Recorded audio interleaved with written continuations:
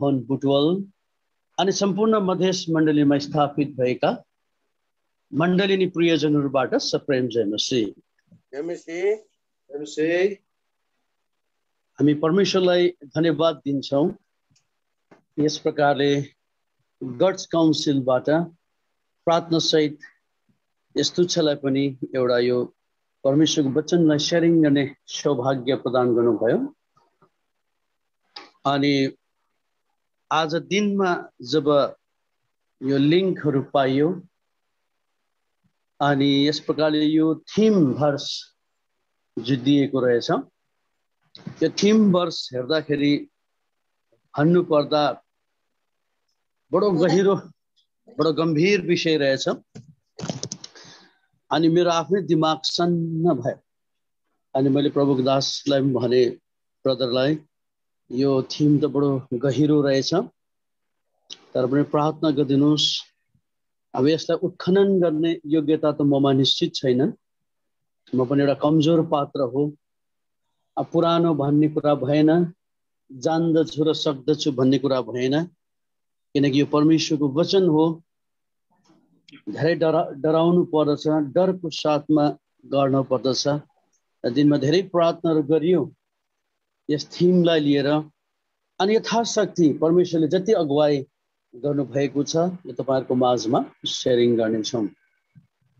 र आजको यो गड्स काउन्सिलको यो साँझको थीम भर्स रहेछ बुक अफ जोएल, योएलको किताब 1 अध्यायको 13 पद।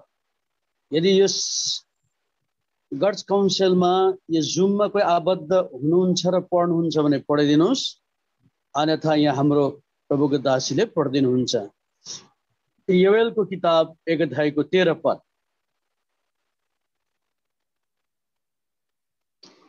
योएलको किताब 1 अध्यायको 13 पद। अब सुनिँदैछ? कसैले अगुवाई गरिदिनुस् न पढ्नका कोही लागि। छ भने, नभने हाम्रो यहाँ प्रभुको दासी हुनुहुन्छ, उहाँले पढिदिनुहुन्छ। योएलको किताब 1 अध्याय 13 पद। हे पुजारीहरू हो, हे पुजारीहरू हो, भाङ्रा लगाएर बिलाप गर, भाङ्रा लगाएर बिलाप गर। हे वेदीका सेवकहरू हो, हे वेदीका सेवकहरू हो, बिलाप गर, बिलाप गर। हे मेरा परमेश्वरका सेवकहरू हो, हे मेरा परमेश्वरका सेवकहरू हो, भाङ्रा लगाएर रातभरि सुत, भाङ्रा लगाएर रातभरि सुत, किनकि तिमीहरूका परमेश्वरको भवनमा अन्न बलि र अर्धबलि बन्द भएका छन्। बडो दुःखदायी अवस्था। हामी एउटा अगमवक्ता भविष्यवक्ताद्वारा परमेश्वरद्वारा भनिएका कुरा, योएल अगमवक्ताद्वारा प्रसारित भएका कुरा, यो दुःखदायी अवस्था त्यस समय थिएछ। यो चाहिँ बाइबललाई अलिकति मनन गर्दा हुँदै यो चाहिँ यहुदिया सामरियाको दक्षिण भेगमा भएको भनिकन इतिहासले हल्का जानकार चाहिँ दिएको छ। तर बाइबलमा बाइबलविदहरूले पनि र बाइबलमा पनि योएलको सम्बन्धमा ऊ कहाँबाट आए, कहाँ जन्मे, उसको जन्म थलो कहाँ रहेछ भन्ने कुरा यकिनको साथ चाहिँ वर्णन गरेको पाएनन्। कन्कर्डेन्सहरू स्टडी गर्दा, पुरानो जेम्स भर्सनका किताबले स्टडी गर्दा योएलका यस विषयमा चाहिँ यकिनको साथ पत्ता लगाउन चाहिँ सकिएन। तर यति जानकार भयो यिनी एउटा अगम वक्ता थिएछन्। त्यसकारणले यो दयनीय अवस्था, दुःखदायी अवस्था उस समय त्यो भेगमा, यहुदियाको दक्षिण भेगमा परेको रहेछन्। अनि त्यस समय योएलले परमेश्वरबाट पाएको आवाज परमेश्वरका जनहरूको बीचमा प्रसारित गरेको रहेछ यो कुरा। अब हामी वचनलाई मनन गर्नुभन्दा अगाडि वचन अगुवाईको निम्ति सानो प्रार्थना गर्नेछौँ। हाम्रो एकमात्र विश्वासयोग्य, हाम्रा सामर्थ्य अनि हाम्रा कृपामय परमेश्वर, हामी तपाईलाई बडो धन्यवाद दिन्छौँ समयको लागि। बडो सुन्दर समय हाम्रो प्रदान गर्नुभएको छ। यस प्रकारले गड्स काउन्सिल एबनेजर प्रार्थना भवन तरहराले जुन प्रकारले यो पेन्डामिक अवस्थामा पनि परमेश्वरका जनहरूको आवश्यकतालाई पूरा गर्नको निम्ति एउटा स्वतन्त्रता प्रभुबाट पाउनु भयो र उहाँले समय दिइदिकन यो जमर्को गर्नुभएको छ।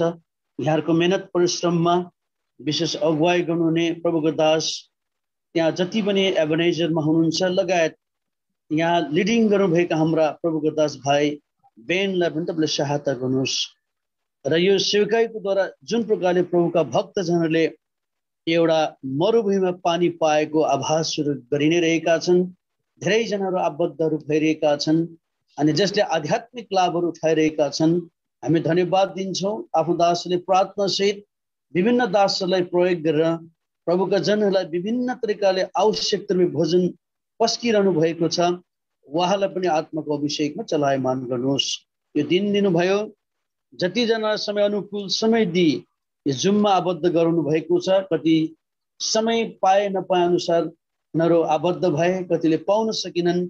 उहाँहरूले पनि भविष्यमा आबद्ध भई आशिषको भागीदार बन्नलाई सहायता गर्नुहोस्। अब योवेलको किताब 1 अध्यायको 13 पद एउटा गम्भीर विषय, परमेश्वरको अगमवक्ता भविष्यवक्ता योवेलद्वारा त्यस बखत यहुदिया यरुशलेममा प्रभुका जनलाई दिएको एउटा प्रचार। अब ठुलो अनिकालहरू जो सलहबाट आउँदैछन्, विपत्तिहरू आउँदैछन्। अब भाङ्रा लगाऊ, विलाप गर, प्रस्ताव गर, परमेश्वरको घरमा अर्धबलि अन्न बलिहरू रोकिएको छ भन्ने कुराहरू यहाँ बताइएको छ। अब यसलाई विश्लेषण गर्ने योग्यता ममा निश्चित पनि छैनन्, किञ्चित पनि छैन प्रभु, किनकि यो तपाईँको आवाज हो। बाइबल भन्छ परमेश्वर नै वचन, वचन नै परमेश्वर, अनि यो वचन स्वर्गमा आज सजाएर राखिएको छ, स्थापित गरिएको छ। तथा स्वर्गीयका कुराहरूलाई यस पृथ्वी तलमा यसलाई विश्लेषण गर्ने योग्यता म आफूलाई पाउँदिन प्रभु, किनकि तपाईँ उच्चमा विराजमान हुनुहुन्छ, जो पवित्रता, धार्मिकता र पवित्रताले सुशोभित, जसको अगाडि उभिने लायकको पनि म आफूलाई कथन कथाजित पाउँदिनन्। यो त अनुग्रह हो, जसले गर्दा यो समय प्रभुका जनहरूको बिचमा प्रयोग हुने मौका मात्र पाएको छु। ममा कुनै यस्ता योग्यताहरू छैनन् प्रभु।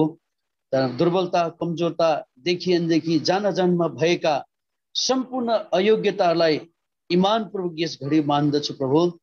तपाईँको आलो अनि अमूल्य रगतले मलाई धुनु, शुद्ध पवित्र पार्नुहोस्। तपाईँको जनले समय दिइदिकन 1 घण्टा 1.5 घण्टा बस्छन्, उनीहरूलाई तृप्ति दिने परमेश्वर तपाईँ नै हुनुहुन्छ। शान्ति आनन्दका परमेश्वर, तृप्तिका परमेश्वर, सन्तुष्टि प्रदान गर्नुहुने परमेश्वर तपाईँ हुनुहुन्छ। यसलाई विश्लेषण गर्दा चाहिने आवश्यक तत्त्वहरू, आवाजहरू, रेफरेन्सेसहरू, उदाहरणहरू तपाईँले नै दिएर आफ्नो महिमालाई लिने काम गर्नुहोस् र आफ्नो लग्जनको आवश्यकतालाई पुरा गर्नुहोस्। विश्वास गर्छौँ प्रार्थना सुन्नुभयो। सम्पूर्ण कम्पाउन्ड, सम्पूर्ण वातावरण, डिभाइसेस, इलेक्ट्रिसिटी सब तपाईँकै अन्डर कन्ट्रोलमा राख्दछु प्रभु। अन्धकारको तमाम युक्ति शक्ति, डिस्टर्बिङ एलिमेन्ट्सलाई रद्द गर्नुहोस्, हाम्रो पक्षमा रहनुहोस्। अर्ज बिन्ती प्रार्थनालाई माग्छु प्रभुको नाममा सुनि ग्रहण गर्नुहोस्। आमेन। आमेन। ल, अब हामी केही समय परमेश्वरको उपस्थितिमा परमेश्वरको वचनलाई मनन गर्न गइरहेका छौँ। यो आजको थीम वर्स जो योवेलको किताब 1 अध्यायको 13 पद, यो परमेश्वरले आफ्नो अगमवक्ता, आफ्नो भविष्यवक्ता योवेललाई प्रभुका जनहरूको स्थितिलाई देख्नुभयो, अवस्थालाई देख्नुभयो, जसले गर्दा पाप र अपराधहरू उनीहरूको बिचमा पसि गए र परमेश्वरको भवनमा अर्धबलि अन्न बलिहरू रोकियो, किनकि त्यस बखत परमेश्वरका जनहरू छिल्लबिल्ली भएको अवस्थामा परमेश्वरको व्यवस्था, विधि विधान, परमेश्वरले ठहराउनु भएका सम्पूर्ण व्यवस्थालाई उनीहरूले उल्लङ्घन गरेका थिए। उनीहरू आफ्नो राजी खुजी जिरहेका थिए।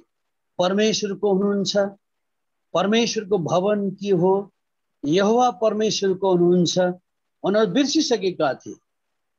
उनीहरू लथालिङ्गे अवस्थामा जीवनयापन गरिरहेका थिए। अनि परमेश्वरको चाहना चाहिँ परमेश्वरको दासहरूलाई, अगमवक्तालाई प्रयोग गरेर परमेश्वरले आफ्नो आवाजहरू ती दर्शी भविष्यवक्ताहरूद्वारा दिएर परमेश्वरले ती जनलाई परमेश्वरपट्टि फर्काउन चाहनुहुन्थ्यो। परमेश्वरको चाहना क्रोध र दण्ड होइन नि, तर परमेश्वरको चाहना चाहिँ परमेश्वरको जनहरूलाई परमेश्वरतिर फर्काएर फेरि एउटा आशिषको मूलभूत अधिकार बनाउन चाहनु भएको थियो। यसकारणले गर्दा यहाँनिर जोएलको अर्थ चाहिँ इङ्ग्लिसमा जोएल भनिएको छ, नेपालीमा चाहिँ जोएलको अर्थ रहेछ यहोवा परमेश्वर हुनुहुन्छ।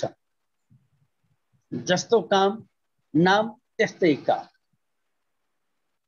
योवेलको अर्थ चाहिँ यहोवा परमेश्वर हुनुहुन्छ।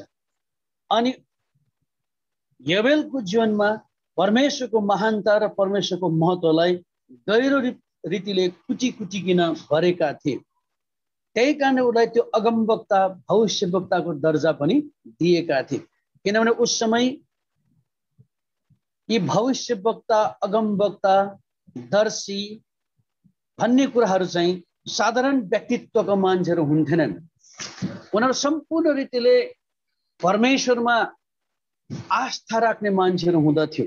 अब आजको युगमा जति वचन वाहकहरू हामी छौँ, हामी त्यो फिजिकल वर्ल्डमा, यो भौतिक संसारमा विभिन्न किसिमको ताड्न र पापड बेल्दै जिरेका छौँ। अनि हाम्रो हातमा त अहिले परमेश्वरले 66वटा पुस्तक पवित्र शास्त्र बाइबल दिनु भएको छ। उस वक्त यस्तो यो बाइबल भन्ने शब्द नै थिएनन्। अनि परमेश्वरले आफ्नो मनसा पुरा गर्नको निम्ति, आफ्नो योजना र विचार व्यक्त गर्नको निम्ति परमेश्वरले त्यस्तो मान्छेलाई चुन्नुहुन्थ्यो जसले आफ्नो जीवन परमेश्वरको निम्ति सम्पूर्ण रीतिले सुम्पेका थिए। यस्ता मान्छेहरू अगमवक्ताहरू हुन्थे। अनि परमेश्वरले डाइरेक्ट अगमवक्ता भविष्यवक्ताहरूलाई, नबीहरूलाई, दर्शीहरूलाई आफ्नो आवाज दिनुहुन्थ्यो। अनि त्यो आवाज चाहिँ यी अगमवक्ता भविष्यवक्ताहरू मार्फत परमेश्वरको जनहरू कहाँ पुग्न पर्दथ्यो। हामीले तादीका समयमा हेर्यौँ भने मूसालाई पनि एउटा अगमवक्ताको दर्जा दिएको छ। अब्राहम, इजाक, याकुबलाई पनि त्यो दर्जा दिएको छ।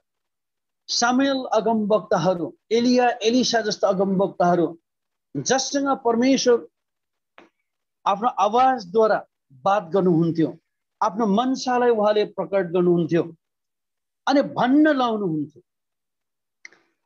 पुरानो नियममा 39वटा पुस्तकमा धेरै यस्ता भविष्यवक्ता अगमवक्ताहरू छन्, साना ठुला भविष्यवक्ता अगमवक्ताहरू छन् जसलाई परमेश्वरले आफ्नो स्वर्गीय योजनाको निम्ति बोलाउनु भयो अनि स्वर्गीय कुराहरू व्यक्त गर्नुभयो।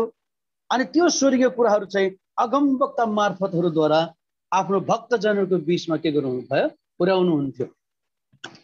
अब यहाँ योएल पनि एउटा परमेश्वरको अगमवक्ता थिए। अनि हामीले योएलको अर्थ जान्न सक्यौँ। योएलको अर्थ रहेछ यहोवा परमेश्वर हुनुहुन्छ। अनि धेरै अलिकति यसलाई कोट्याएर स्टडी गर्दा योएलको सम्बन्धमा केही बाइबलविदहरूको भनाइअनुसार चाहिँ कसैले भनेका छन् योएल एउटा प्रिस्ट अथवा पुजारी थिए, अनि कसैले भनेका छन् योएल एउटा अगमवक्ता थिए, अनि कसैले भनेका छन् योएल एउटा असल प्रचारक थिए भनिकन त्यहाँनिर बयान गरिएको छ। योएलको अलिकति बायोग्राफीलाई कोट्याएर हेर्दा गहनतामा त जानु नसके तापनि विभिन्न बाइबलविदहरूले योएलको सम्बन्धमा यस प्रकारले बखान गरेको रहेछ। कसैले भन्छन् योएल एउटा अगमवक्ता थिए, कसैले भन्छन् योएल एउटा पुजारी थियो, कसैले भन्छन् योएल एउटा प्रचारक थिए। तर समग्रमा जे भने तापनि योएल चाहिँ कस्तो खालका, कस्तो किसिमका मानिस थिएछ उस जमानामा भने यो योएलको भविष्यवाणी, योएलले परमेश्वरको जनहरूलाई दिएको एउटा चेतावनी, परमेश्वरबाट पाएको आवाज चाहिँ यो योएलको किताब चाहिँ प्रभु यीशु मसीह जन्मिनुभन्दा 835 देखि 796 वर्ष पूर्व लेखिएको बाइबलविदहरूले भेटाएका छन्। यो योवेलको पुस्तक चाहिँ योवेलले गरेका भविष्यवाणी, योवेलले परमेश्वरबाट पाएका यी आवाज जो परमेश्वरका भक्तजनहरूको बीचमा जो प्रसार गरियो, यो चाहिँ प्रभु यीशु मसीह जन्मिनुभन्दा 835 देखि 796 वर्ष पूर्व यो लेखिएको भेटाएको छ। यसकारणले गर्दा यो योवेल चाहिँ कस्ता खालका मान्छे थिए ती समयमा भने एउटा सफा हृदय भएका मान्छे थिए। किन परमेश्वरको सेवा गर्दा, परमेश्वरको भक्ति गर्दा परमेश्वरसँगको सफा हृदय बडो खाँचो छ।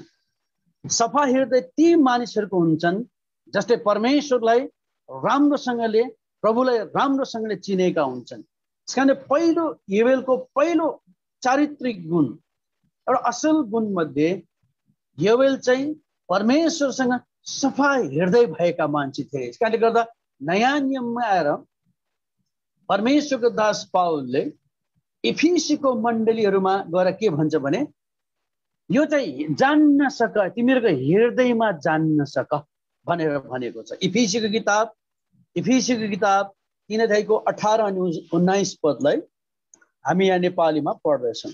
इफिसीको किताब 18 अध्याय अनि 19 पदलाई यहाँ नेपालीमा पढिदिनु हुँदैछ प्रभुको दासले। चौडाई लम्बाई गहिराई र उचाइ के रहेछ सो कुरा सबै पवित्र जनहरूसित थाहा पाउन सक।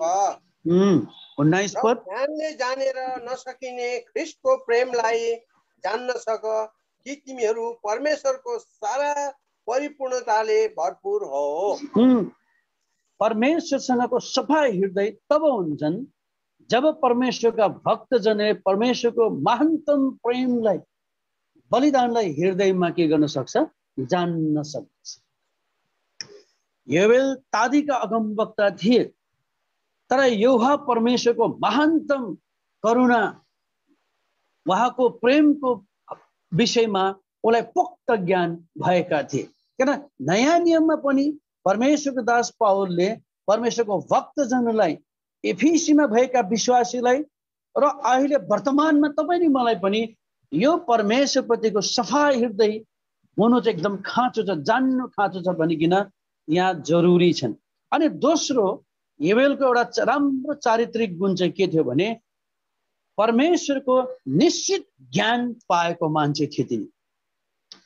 परमेश्वरलाई चिन्ने ज्ञान अनि परमेश्वर चाहिँ हुनुहुन्छ भनेर निश्चयताको ज्ञान चाहिँ उहाँमा भरेका थिए। यसकारणले गर्दा नयाँ नियममा आएर चाहिँ परमेश्वरको दास पाउलले तिमोथी मार्फत त्यस बखतका विश्वासीलाई के शिक्षा दिन्छ भने विश्वासमा भएर भन्छ। आउनुहोस् त, पहिलो तिमोथी 1 अध्यायको 18 पदलाई कसैले नेपालीमा पढ्दिनुहोस्। यो दोस्रो असल गुण पाउनलाई प्रभुले तिनलाई दया गरून्। अनि एफेससमा तिनले कति धेरै कुराहरूमा मेरो सेवा गरेका थिए, त्यो त तिमीहरूलाई राम्ररी थाहा छ। पहिला तिमोथी 1:18 पढ्नुभयो? पहिला तिमोथी 1:18 हे छोरा तिमोथी, तिम्रो विषयमा पहिले गरिएका भविष्यवाणीहरू मुताबिक यीद्वारा तिमीले असल लडाई लड भनी तिमीलाई यो आज्ञा सुम्पन्छु। विश्वासद्वारा निश्चयताको साथ एउटा असल लडन्त, दोस्रो असल गुण तादीमा योवेल अगमवक्ताको पासमा थियो भने अब वर्तमानमा यो दोस्रो निश्चयताको ज्ञान, परमेश्वरलाई चिन्ने ज्ञान पनि हामीलाई खाँचो छन्। अनि तेस्रो चाहिँ उसको चाहिँ के रहेछ भने पश्चातापको सम्बन्धमा कुनै पनि सम्झौता नगर्ने, पापको निम्ति अनि परमेश्वरले जो भन्नुभयो पश्चातापको सम्बन्धमा त्यही प्रसारण गर्ने, कोही सम्झौता नगर्ने। बुझ्नुभयो न, यो एकदम खाँचो छन्। यो अन्तिम दिनमा योवेलमा भएका 13 चारित्रिक असल आत्मिक चारित्रिक गुण। पहिलो गुण परमेश्वरलाई चिन्ने, हृदयमा एकदम परमेश्वरको प्रेमलाई चिन्ने ज्ञान। दोस्रो कुरो पहिलो तिमोथी 1:18 पदमा एउटा निश्चयताको साथ असल विश्वासको लडन्त गर्ने। अनि तेस्रो चाहिँ पापको सम्बन्धमा चाहिँ सम्झौता नगर्ने, जे कुरा भनेको छ त्यो कुरा भन्ने।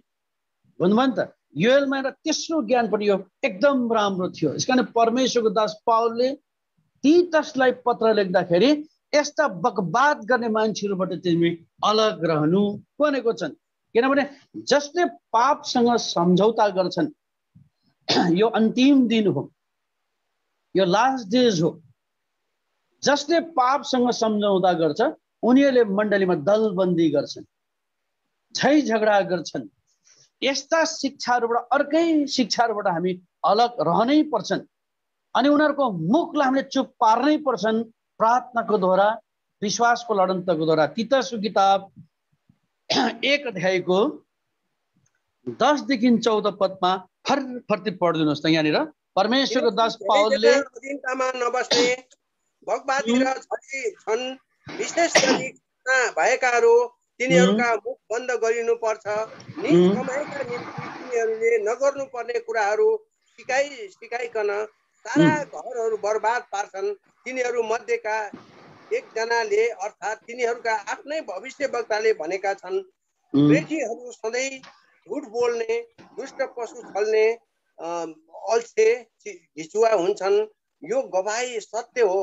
यसकारण तिनीहरूलाई कडाकडीसँग हकारेर तिनीहरू विश्वासमा पक्का हुन् र यहुदीहरूका दन्त्य कथामा र सत्यदेखि भड्केर जाने मानिसका आज्ञाहरूमा तिनीहरूको ध्यान नदिउन्। यो लास्ट डेजमा मण्डलीमा देखा पर्ने, हामी त उहिले धेरै परमेश्वरको दासहरूबाट संस्थाहरू भन्ने, यस्ता मिसन चर्च भन्ने कुराहरूको विषयमा सुन्ने गर्थ्यौँ। तर आज त यो शिक्षा जो योएलमा 3 चारित्रिक गुण थियो, असल आत्मिक चारित्रिक गुणहरू थियो, यो अन्तिम दिनमा यो सेवकहरूकोमा, प्रभुको जिम्मेवारी दासहरूमा, मण्डलीमा हरेक विश्वासीमा पाइनुपर्ने गुण चाहिँ यो हो। पहिलो चारित्रिक गुण चाहिँ रहेछन् परमेश्वरलाई हृदयमा सफासँगले चिन्ने, उहाँको प्रेम, उहाँको बलिदान, लम्बाइ चौडाइ जान्ने एउटा ज्ञान।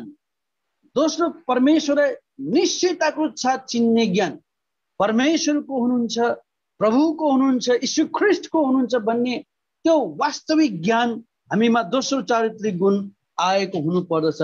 अनि तेस्रो असल गुण चाहिँ गलत शिक्षा, बकवाद, छली, मण्डलीमा यस प्रकारको धाँधली ल्याउनेहरूको शिक्षालाई हामीले मुख चुप पार्दै विश्वासको लडन्त लड्न सक्नुपर्छ। आदिका समय अगमवक्ता योएलमा यी सब गुणहरू पाएका थिए र नै परमेश्वरले प्रभु यीशु मसीह यस धरतीमा जन्मिनुभन्दा 835 देखि लिएर 796 वर्ष अगाडि त्यो समयका परमेश्वरका जनहरूलाई एउटा पश्चाताप गर्ने, विलाप गर्ने, भाङ्रा लगाउने। किन भन्दाखेरि उनीहरूले रीतिविधि, परमेश्वरको विधि विधान, परमेश्वरको व्यवस्थालाई उल्लङ्घन गरेका थिए। परमेश्वरको घर अर्ध बलि, अन्न बलिले सजाव हुनुपर्ने थियो। त्यहाँनिर अन्न बलि र अर्ध बलिको खाँचो हुनु हुँदैन थियो परमेश्वरको घरमा। तर मान्छेले त्यो विधि विधानलाई बिर्सिगएका थिए। उनीहरूले त्यो वर्षनी प्रभुमा गरिनुपर्ने पर्वहरू, मिश्रबाट निकाल्दाखेरिका कष्टहरूलाई सम्झना, एउटा पुस्तादेखि अर्को पुस्तालाई सम्झाउँदै सिकाइनु पर्ने कुराहरू, विधि विधानबाट उनीहरू टाढो भइसकेका थिए। त्यही कारण बाइबलले भन्छन् उनीहरू त त्यो समयका हाम्रा इजरायलीका छोराछोरीहरू, यहुदा इजरायलका हाम्रा शाखा सन्तानहरू उस समय त, त्यो समय त कस्तो थियो भने आफ्नो भाषा पनि बिर्सिसकेका थिए। परमेश्वरको विधि विधानको त कुरा छोड्नुहोस् न, व्यवस्थाको कुरा त छोड्नुहोस् न, मूसाद्वारा लेखिएका व्यवस्थाको कुरा त छोड्नुहोस् न, उनीहरू त आफ्नो भाषा पनि बिर्सिसकेका थिए। भाषा भन्नाले ईश्वरीय स्वभावहरू, परमेश्वरको ज्ञानको त कुरै छोड्नुहोस् न, परमेश्वरका जनहरू कस्तो हुनुपर्छ भन्ने कुराको स्वभाव शैलीहरू नै उनीहरू बिर्सिगएका थिए। यस कारणले गर्दा परमेश्वरको घर उजाड भएका थिए। त्यही कारण परमेश्वरले परमेश्वरको जनहरूलाई केही प्रकोपहरू ल्याएर फेरि परमेश्वरपट्टि फर्काउन चाहनुहुन्थ्यो र फेरि पनि त्यो मूलभूत आशिषको भागीदार बनाउन चाहनुहुन्थ्यो। योएललाई परमेश्वरले त्यस समय के गर्नुभयो? प्रयोग गर्नुभयो। अब यहाँनिर यवेलको तीव्र चारित्रिक गुणलाई हेर्दै जाँदा अब यो यवेल चाहिँ कुन समकालीन कुन समयमा लेखिएको रहेछ भनेर बाइबलमा अलिकति खोज तलास गर्दै जाँदा यवेलको पुस्तक चाहिँ राजा यवेशको समकालीन समयमा लेखिएको रहेछ। अब बाइबल एउटा इतिहास पनि हो अनि यो इतिहास पुरानो नियम 39 वटा पुस्तकमा प्राय कतिवटा किताबहरू जो छ त्यो चाहिँ लडाई लडन्त भिडन्त युद्धहरू चाहिँ धेरै धेरै मात्रामा जब जब इजरायलीहरूले राजाको माग गरे, हामीलाई राजा चाहियो, तब परमेश्वरले उनीहरूको खुसीको निम्ति साउल राजालाई उनीहरूले पहिलो राजा नियुक्त गरे। तत्पश्चात पहिलो राजा, दोस्रो राजा, पहिलो सामेल, दोस्रो सामेल, पहिलो इतिहास, दोस्रो इतिहास, केवल युद्धहरू छ। यो लडाई छ, त्यहाँनिर एकदम हिंसात्मक कुराहरू मात्रै पाइन्छन्। त्यही कारण परमेश्वरले आफ्नो दास दाउदलाई भन्छन्, तिम्रो हृदयको कुरा मैले बुझे, तिमीले मेरो निम्ति एउटा भवन तयारी गर्न चाहेका छौ छोरा, तर तिम्रो हात रगतले मुछिएको छ, यसकारण तिमीद्वारा मेरो भवन निर्माण हुनु असम्भव छ। तिम्रो बोझ मैले बुझेको छु, तिम्रो भित्री चाहना मैले बुझेको छु। परमेश्वरको निम्ति एउटा भवन त बनिनु हुन त स्वर्गमा विराजमान हुने परमेश्वर, जसको स्वर्गीय सिंहासन पृथ्वी पावदान हो भने उहाँलाई संसारमा यो भौतिक भवनको त खाँचो छैनन्, तर पनि एउटा जमात भएर यहोवा परमेश्वरलाई, इजरायलीहरूलाई यहोवा को हुनुहुन्छ भनेर एउटा चिनारी दिनको निम्ति, त्यो मोसाको व्यवस्थालाई फेरि एउटा रिक्रिएट गर्नको निम्ति एउटा बोझ जो दाउदले राखेको थियो परमेश्वरले जान्नु भयो। त्यही कारण दाउदलाई हृदय अनुसारको मान्छे त्यो चाहिँ भनेनन्, बुझ्नुभयो नि त। त्यस कारणले गर्दा यस किसिमको हृदय त्यो समयमा यवेलद्वारा प्रसारित गरेर प्रभुका जनहरूलाई ल्याउन चाहनुहुन्छ भने अबको वर्तमान समय बडो भयानक छ। परमेश्वरले तीनवटा असल चारित्रिक गुण भएका यवेलको आत्मिक गुणहरू थियो भने आज अन्तिम दिनमा त्यो समयमा पुजारीलाई विशेष इंगित गरेको छ भने आज नयाँ नियममा चाहिँ भनेको छ, हामी त्यसलाई पल्टाउँदैनौँ। पहिला पत्रस 2:9 अनुसार सारा ख्रीष्ट यीशुको रगतमा पापको क्षमा र निश्चयता पाएका मानिसहरू पुजारीको दर्जामा हामी भएका छौँ। प्रकाश 1:3-6 राजाहरूको दर्जा दिएको छ, पुजारीहरूको दर्जा दिएको छ, पवित्र जनहरूको हामीलाई दर्जा दिएको छ। अब त्यो समयमा पुजारीहरू मात्रै विलाप गर्नु पर्थ्यो भने अब वर्तमानमा सारा भक्तजनहरू ख्रीष्टको रगतमा पाप क्षमा पाएकाहरूले दिनोदिन आफूलाई पश्चातापी हुँदै परमेश्वरको असल कार्यको निम्ति, त्यो आउनेवाला विपत्तिबाट बाँच्नको निम्ति र त्यो मूलभूत आशिषको हकदार हुनु निम्ति हामी व्यक्ति पश्चाताप हुनु खाँचो छ, पश्चातापी हुनु खाँचो छ। अब यो यवास राजाको समयमा लेखिएको रहेछ। अब यो यवासको अर्थ चाहिँ रहेछ परमेश्वरले मानिसहरू दिनुहुनेछ। किन यवासको अर्थ परमेश्वरले मानिसहरू दिनुहुन्छ भने यहाँ भनेको छ भने यो एउटा इतिहास हो अनि यो इतिहास हामीले पढ्न पनि पर्छ। पुरानो नियम, नयाँ नियम। किन बाइबलमा भनेको छ पुरानो नियम चाहिँ छाया हो अनि जब प्रभु यीशु मसीहको जन्म भयो, नयाँ नियम प्रवेश गरे पृथ्वी तलमा, अब हामी व्यवस्थाबाट मुक्त भयौँ। अब हामी कहाँ प्रवेश गर्यौँ? नयाँ नियममा अर्थात् अनुग्रहको समयमा हामी प्रवेश गर्यौँ। तर बाइबलमा भनेको छ, हिब्रूको किताब सायद 10:11 गएर भन्छन् व्यवस्था चाहिँ हाम्रो छाया हो भनेको छ, पुरानो नियम चाहिँ। आउनुहोस् त कसैले पढ्नु पाउनुहुन्छ भने ठ्याट्टै पढिदिइहाल्नुहोस्। हिब्रूको किताब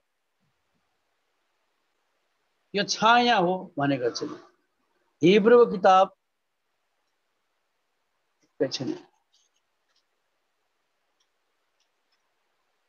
हजुर हिब्रूको किताब 10 अध्यायको 1 पदलाई कसैले पढिदिनुहोस्।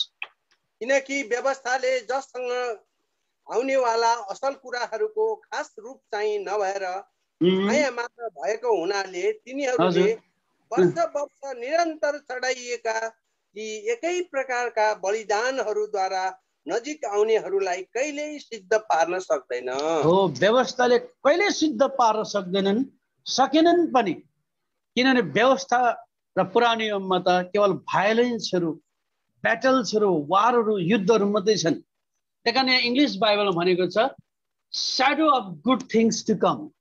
व्यवस्थाले चाहिँ त्यो छाया हो जो असल कुराको निम्ति चाहिँ के गर्छ अरे, अगाडि बढाउँदछ। बुझ्नुभयो नि त।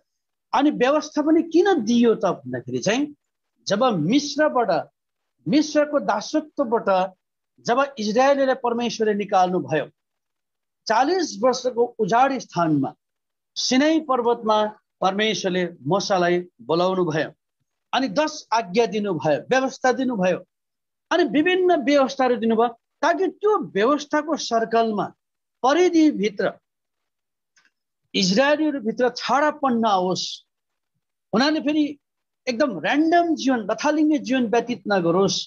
परमेश्वरको त्यो महानतालाई, परमेश्वरको त्यो प्रेमलाई, परमेश्वरले गर्नुभएको त्यो सामर्थ्यको कामलाई नबिर्सोस् भनिकन नै त्यो व्यवस्था दिएको थियो।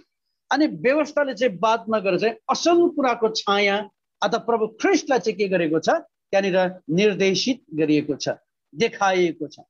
बुझ्नुभयो नि त। यस कारणले गर्दा यहाँ यो योआसको अर्थ चाहिँ परमेश्वरले मानिसहरू दिनुहुन्छ। किन मानिसहरू दिनुहुन्छ भने योआसको इतिहास अलिकति पल्टाउँदाखेरि अलिकति अब टच भयो। योबेल चाहिँ राजा योआसको समकालीनमा ऊ थिए अनि राजा योआसको समयमा उसले यो भविष्यवाणी गरेका हुनाले योआस र योबेलको चाहिँ आन्तरिक सम्बन्ध यहाँनिर इतिहास रहेछन्। अब योआसको इतिहासलाई पढ्नु जाँदाखेरि चाहिँ योआस कसको छोरा थिए भन्ने कुरालाई अलिकति हेर्दै जाँदा चाहिँ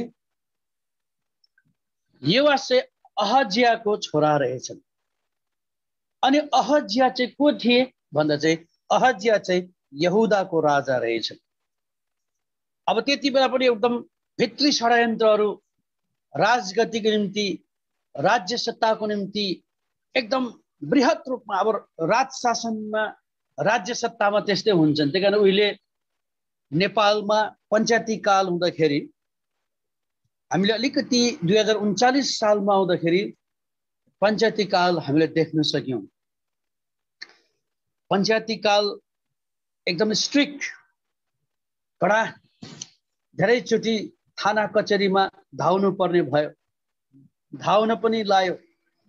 हप्तामा एकचोटि हामी पुलिस स्टेसनमा गएर त्यहाँनिर केही घण्टा बसेर सिग्नेचर गरेर हामीलाई छुटकारा दिन्थ्यो। कैदीलाई जस्तो मानौँ हामीले पनि यो पञ्चायतीका राज शासन, यो किङशिप हामीले देख्न पायौँ। अनि कसै राजाको विरोधमा बोल्न नपाउने उस समय। अझै 39 सालमा त हामीले ती राज शासनहरू त देख्यौँ पञ्चायती काल। तर त्योभन्दा अझै अगाडि राजाहरूको पृथ्वीनारायण शाहको समयदेखि लिएर यो महेन्द्र राजा, त्यसभन्दा अलिकति अगाडिको जङ्गबहादुरको इतिहासहरू, नेपालको इतिहासहरू पढ्दाखेरि हामीले के भेटाउँछौँ भने राज शासनमा चाहिँ भयङ्कर षड्यन्त्र हामीले भेटायौँ के। इतिहासहरू पढ्दा, जङ्गबहादुरको इतिहासहरू पढ्दा, दरबारीय इतिहासहरू पढ्दाखेरि, या शमशेर खलकको इतिहासहरू पढ्दाखेरि नेपालमा बस्दा धेरै नेपालका इतिहासहरू पढ्ने मौका परमेश्वरले दियो। त्यहाँनिर चाहिँ एकदम भयङ्कर षड्यन्त्र, दलबन्दी, पार्टी, उनीहरूको एकदम भित्री एउटा प्यानल राज शासनमा।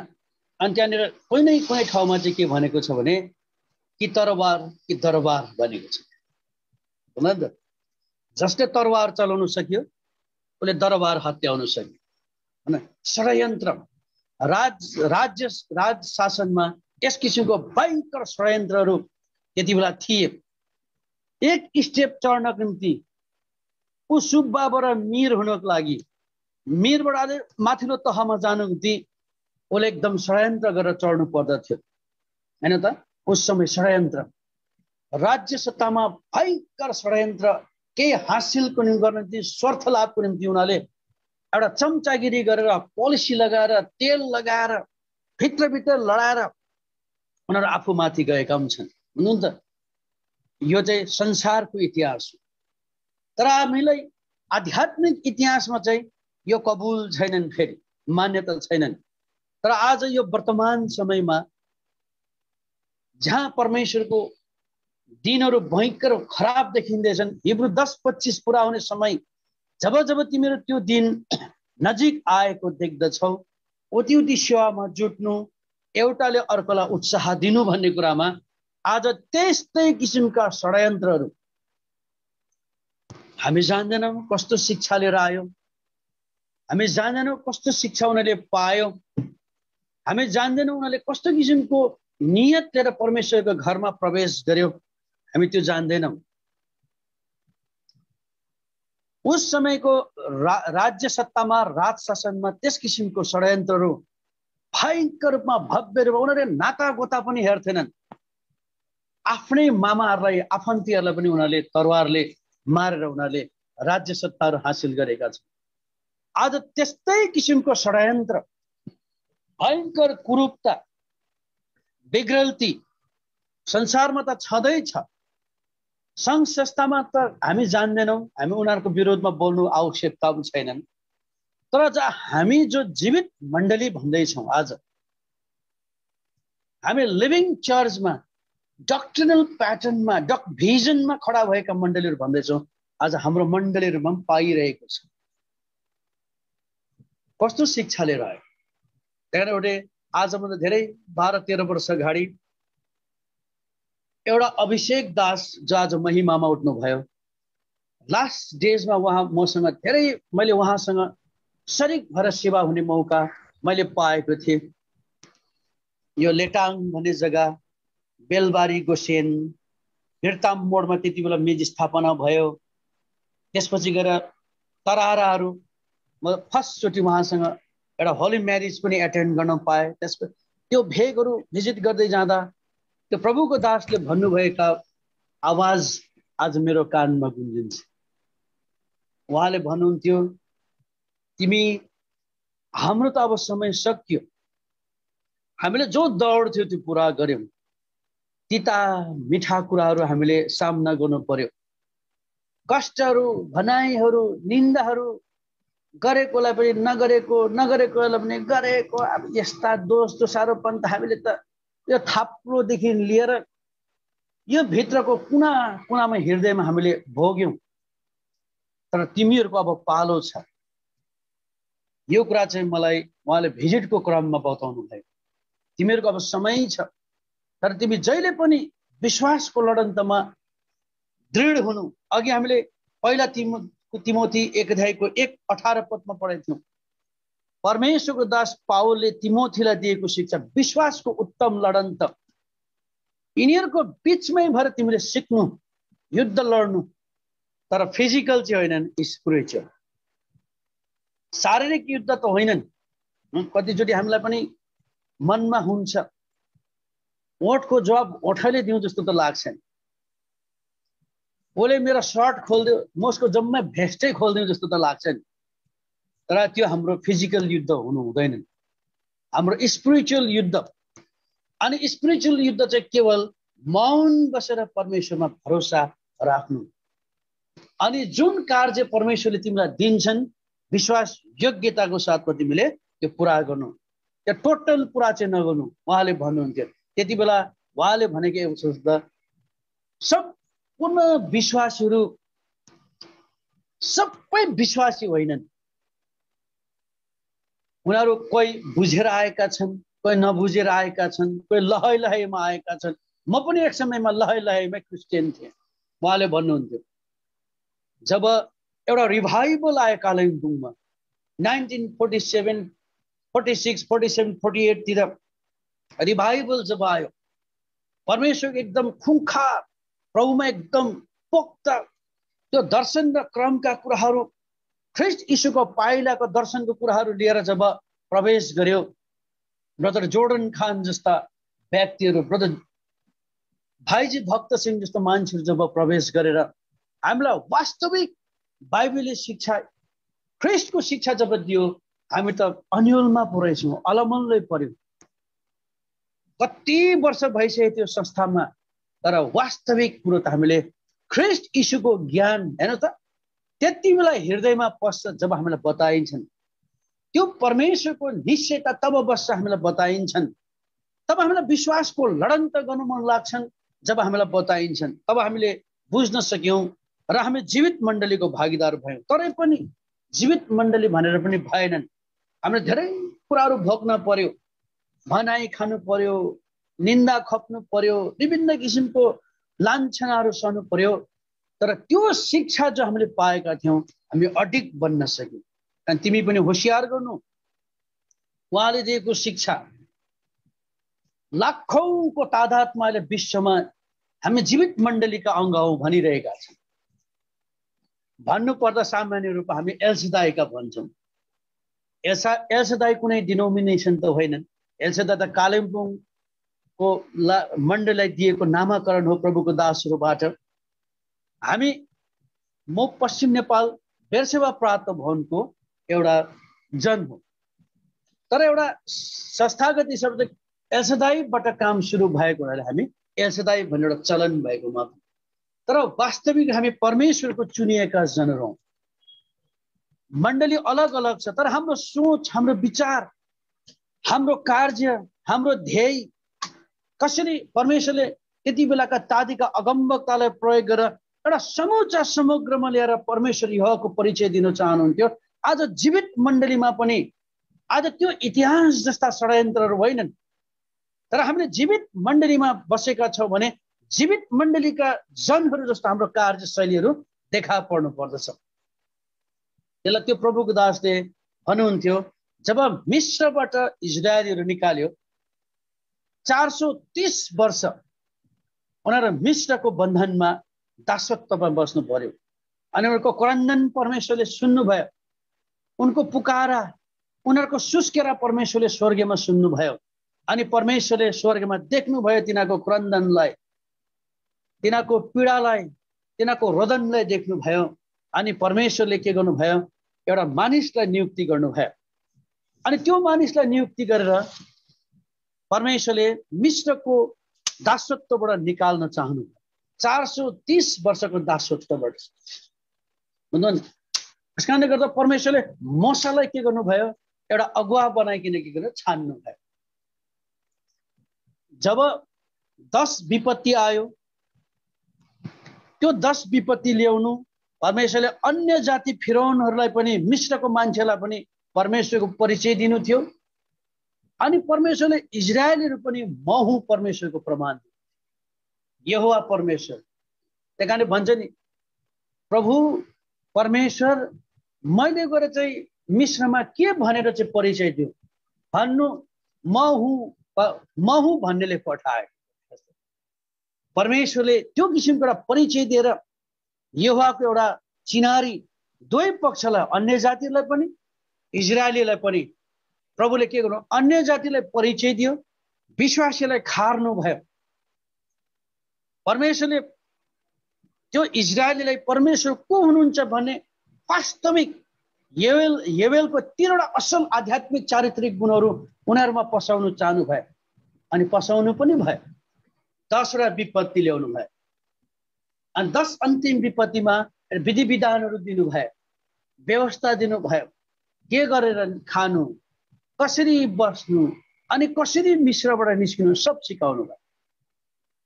अनि परमेश्वरले जब सिकाउनु भयो, इजरायलले निकाल्नु भयो, लाल समुद्र 2 भाग गरेर परमेश्वरले आफ्नो सामर्थ्य, न त इतिहासमा यो काण्ड त्यो बाहेक अरू कसैले गर्नु सकेको छैन। अहिले वैज्ञानिकहरूले हामी सुन्दैछौँ, नासाले पनि लाल समुद्रको तल्लो तहमा रथको चक्काहरू भेटाएको छ अरे, घोडाको रथहरू भेटाएको छ अरे, घोडालाई हान्ने चाबुकहरू भेटाएको छ अरे।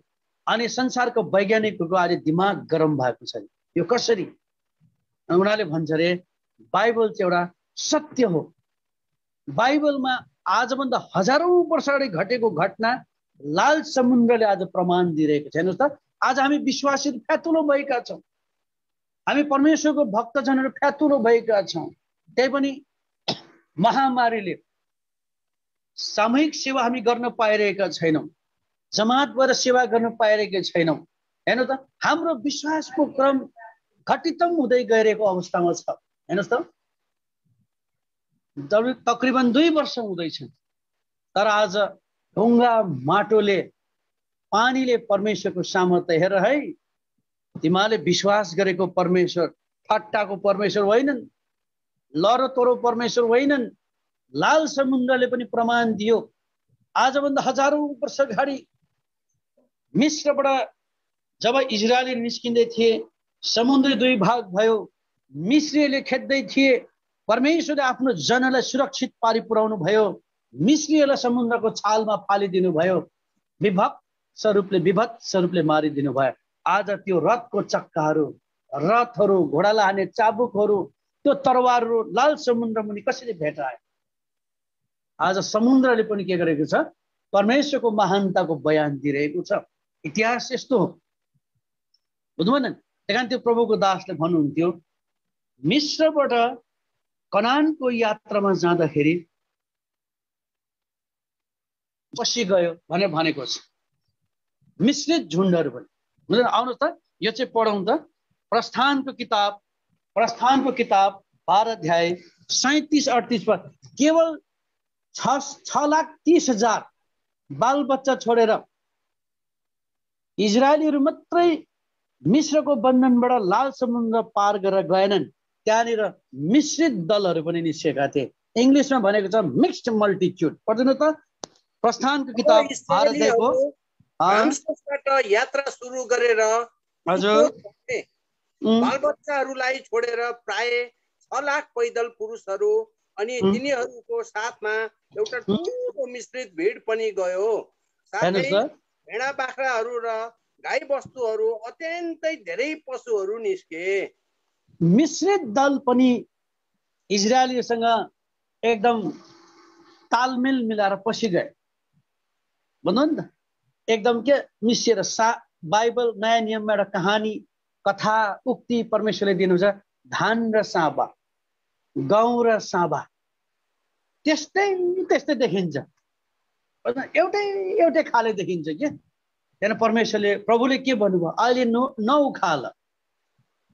यदि तिमीले अहिले उखाल्यौ भने तिमीले जौ, गहुँ अथवा धान पनि उखाल्न सक्छौ। बढ्न दिऊ। जब फल निस्किन्छ, त्यो फलबाट चाहिँ के गर्छ, चिनिन्छ कुन चाहिँ एकदम असली अन्न हो, कुन चाहिँ नक्कली अन्न हो। समय आउँछ तिनीहरू चाहिँ जलाइन्छ। हैन त, त्यो मिश्रित दल पनि यस्तो प्रकारले पसे इजरायलीहरूसँग। अनि त्यो मिश्रित दलले 40 वर्षको यात्रामा इतिहास पल्टाएर हेर्दाखेरि यति दुःख दिएको छ, यति दुःख दिएको छ, यति दुःख दिएको छ। उनीहरूले त्यो मिश्रित दलले 40 वर्षको यात्रामा गनगन गर्ने, प्याज खानु पाइन, लसुन खानु पाइन, माछा मासु खानु पाइन, उतै सुख थियो भन्ने वा त इजरायलीहरू होइन रहेछ नि त। त्यो मिश्रित दलहरू पछि गएको छ। तिनीहरूको गनगनले गर्दाखेरि अरूको गनगनलाई पनि त्यहाँनिर के गरिदियो, निकालिदिएको छ। बुझ्नु नि त, एउटाले आज भन्यो, भोलि भन्यो, पर्सि भन्यो, त्यता मान्छेले गाईलाई पनि गधा देख्न थाल्यो। बुझ्नु नि त, यस्तो मिश्रित दलले त्यस्तो काम चाहिँ 40 वर्ष यात्रामा गरेको छ। त्यही कारणले परमेश्वरले 20 वर्षभन्दा माथिको लागि कनान देशमा प्रवेश गर्ने अधिकार दिनुभएन। बाटोमै मरे। किन? त्यहाँ मिश्रित दलहरू पनि थिए। ती मिश्रित दलले गर्दाखेरि असली इजरायलीहरूको पनि मनलाई बहकाइदिएका थिए। अनि उनीहरू पनि होस्टेमा हैँसे लाएर गनगन गरेका थिए। गनगनका पापहरू कैयौं गरेका थिए। मोसाको विरुद्धमा बोले, हैन? मोसाको विरुद्धमा त कति बोले। अनि त उनीहरूले त्यो मिश्रबाट निकाल्ने परमेश्वरलाई त बिर्स्यो। तर उसको अगाडि जो अगुवा छ मोसालाई पनि उनीहरूले त कतिचोटि त हातापाई पनि गर्नु खोजे बिचारा। तर मोसा कति नम्र मान्छे, यो चाहिँ हो चारित्रिक गुणहरू, बुझ्नुभयो नि त। कारण मलाई त्यो परमेश्वरको दासले भन्नुहुन्थ्यो सारा विश्वमा हामी जीवित मण्डलीका त भन्छौ, तर तिमी होशियारी साथ सेवा गर्नु, किन हाम्रो बीचमा मिश्रित दलहरू पनि छन्, मिश्रित झुन्ड मिक्स्ड मल्टिट्युडहरू पनि छन्। उनीहरूको कामले चिनिन्छ अब उनीहरू कस्तो किसिमको मान्छेहरू हुन्। तर उनीहरूको मुख चुप गर्नुको लागि हामीले विश्वासको लडन त गर्नु पर्यो, फिजिकल लडन त होइनन्, स्पिरिचुअल लडन त गर्नु पर्यो। हामी प्रार्थनामा जीवन व्यतीत गर्नु पर्यो, प्रभुमा भरोसा राख्नु पर्यो, हाम्रोसँग परमेश्वरको सङ्गतलाई हामीले त्याग्नु भएनन्। परमेश्वरले समयको अन्तरालमा काम गर्दै जानुहुन्छन्। ती मिश्रित झुन्डहरूलाई परमेश्वरले एक दिन नाश गर्नै हुनेछ। त्यही कारणले गर्दा तर ती मिश्रित दलहरूको बिचमा पनि हामीले सेवा गर्दा ब्रदर भक्त सिंहले भन्नुभएको शिक्षा हुँदा मेरो पनि एउटा सौभाग्य, मैले पनि जब प्रभु यीशु मसीहलाई मुक्तिदाताको रूपमा पाएँ, मैले पनि केही साल उहाँको सेवालाई हेर्ने, देख्ने, सुन्ने मौका मैले मेरो जीवनमा मैले पाएँ, बुझ्नुभएन। त्यहाँदेखि ब्रदर भक्त सिंहले जहिले पनि कङ्ग्रिगेसनमा उठेर सेवा गर्दाखेरि उसको मेसेज 1 घन्टाको हुन्थ्यो भने कमसे कम 25 मिनट 20 मिनट चाहिँ सेल्भेसनको विषयमा, रिडिम्सनको विषयमा हुन्थ्यो अरे क्या। पाप क्षमाको सम्बन्धमा, उद्धारको सम्बन्धमा उहाँले शिक्षा दिनुहुन्थ्यो अरे। अनि उहाँले आफ्नो समकक्षी, आफ्नो कोवर्कर्सहरूलाई भन्नुहुन्थ्यो अरे, जब जब तिमीहरू सेवा गर्छौ, तिमीले आफ्नो मण्डलीमा, आफ्नो लोकल चर्चमा यो रिपेन्टेन्सको सम्बन्धमा, सेल्भेसनको सम्बन्धमा मेसेज हप्तामा एकचोटि सेयरिङ गर्नु। यसकारणले यो उद्धारको, मुक्तिको सुसमाचार यो अन्य जातिको निम्ति मात्र होइन रहेछन्, हाम्रो निम्ति पनि रहेछन् अनि मण्डलीको निम्ति पनि रहेछन्। किन मण्डलीमा यस्तो मिश्रित झुन्डहरू जो पसिआएको छ, उनीहरूले पनि त्यो वास्तविकताको ज्ञानलाई जान्न पर्दछ, बुझ्न पर्दछ। हामी किन ख्रीष्ट यीशुको रगतमा पापको क्षमा पायौं, ख्रीष्ट यीशु को हुनुहुन्छ, ख्रीष्टमा विश्वास गर्नले के पाइन्छ, अनि मण्डलीमा हामी जो अङ्ग भयो यसको वास्तविक रहस्य के हो, हरेकले जान्न पर्दछ। यो जान्न सकेन भने बडो नमिठो हुने रहेछ, बडो नमिठो हुने रहेछ। एउटा पुरानो नियममा भन्छन्, हामी पढ्दैनौँ, आइडल्स अफ जेलसी, डाहाको मूर्तिहरू हैन, ईर्ष्याको मूर्तिहरू अनि जातित्वको कुराहरू अहिले त त्यस्तो पनि पसेको छ। कास्टिजम सिस्टमहरू मण्डलीमा पस्दछ, जातित्वको कुराहरू पस्दैछ। आज मण्डलीमा धनको कुराहरू प्रवेश गर्दैछन्। धनवान मान्छेहरूको अगाडि गरिब विश्वासी चुप लाग्नु पर्ने स्थिति छ। किन? दुःख पर्दा उसले मलाई केही सहयोग गर्छ हैन, 10, 20, 50 घर बनाउँदाखेरि 4-5 लाख लोन दिलाइदिन्छन्। अब उसको विरुद्धमा बोल्यो भने त अब सहयोग दिँदैनन्, लोन दिन्नन्। त्यही कारणले गर्दा होइन रहेछ त्यस्तो। एजुकेटेड अनएजुकेटेड, पढा लेखा अनपढको कुराहरू आएका छन्। आज जीवित मण्डलीमा देशी र विदेशीका कुराहरू प्रवेश गरेका छन्। यो भित्रको, यो बाहिर, यो जिल्लाको, यो अर्को अञ्चलको, यो नेपालको, यो इन्डियाको। आज हामीले साक्षात रूपमा सुनिरहेका छौँ। के एउटा विडम्बना होइन? जीवित मण्डलीमा यो दुःखदायी कुराहरू होइनन्? कहाँबाट यो शिक्षा पस्यो? यो शिक्षा कसले सुनाउँदैछन्? तिनीहरू जस्तै मिश्रित दलले। मिश्रित दल त थोरै थियो भन्छन्, गणना त गरेको त छैनन्। तकरिबन 6 लाख त प्योर इजरायलीहरू थिए। मिश्रित दल त थोरै थियो। तर त्यो थोरै कुराले, त्यो मिश्रित दलले लाखौंको तादादमा इजरायलीले पनि गनगन्ने गर्ने बनाइदियो। प्याज खानु पाएर मासु खानु पाएन भन्ने बनाइदियो त, हैन त?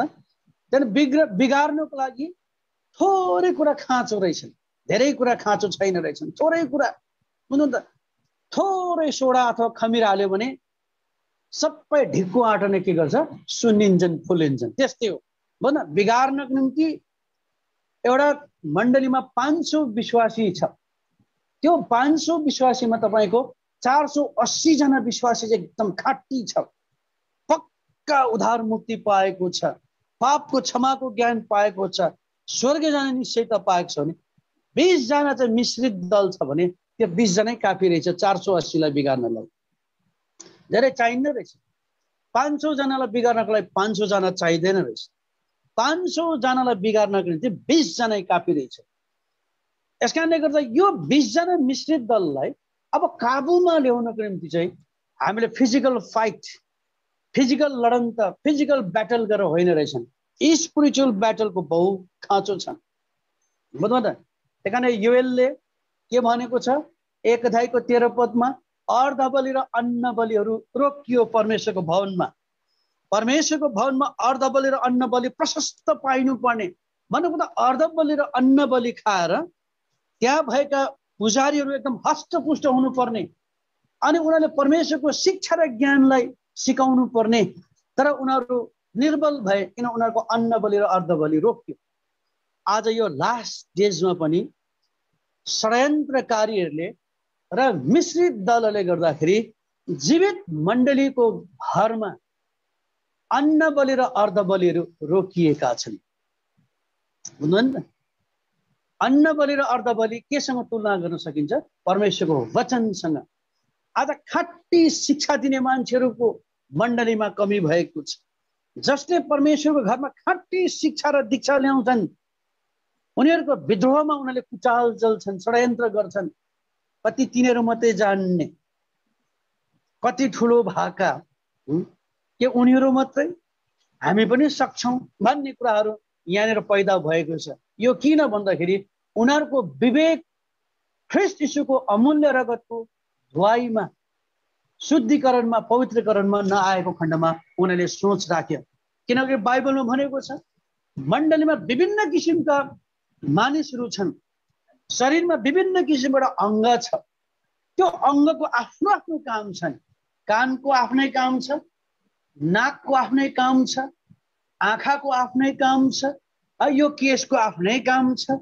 विभिन्न मुख, दाँत, जिब्रो, शरीरमा जतिवटा अङ्ग छ त्यो सबैको आफ्नो आफ्नो काम छ नि। कानले भन्नु भएनन् कि म यो आँखा भएर मात्र हुन्छ, आँखाको काम मैले गर्छु भने कानले गर्न सक्दैन। नाकले भनेर हुन्छ कि मुखले मात्रै पानी खान्छ, म पनि पानी खान्छु भने सर्किन्छन्। कारण सबै अङ्ग प्रत्यङ्गको आफ्नो आफ्नो काम तोकिएको छ। परमेश्वरले कसमा के काम छ भन्ने कुरा त्यो आफैले पनि जान्नु खाँचो छ।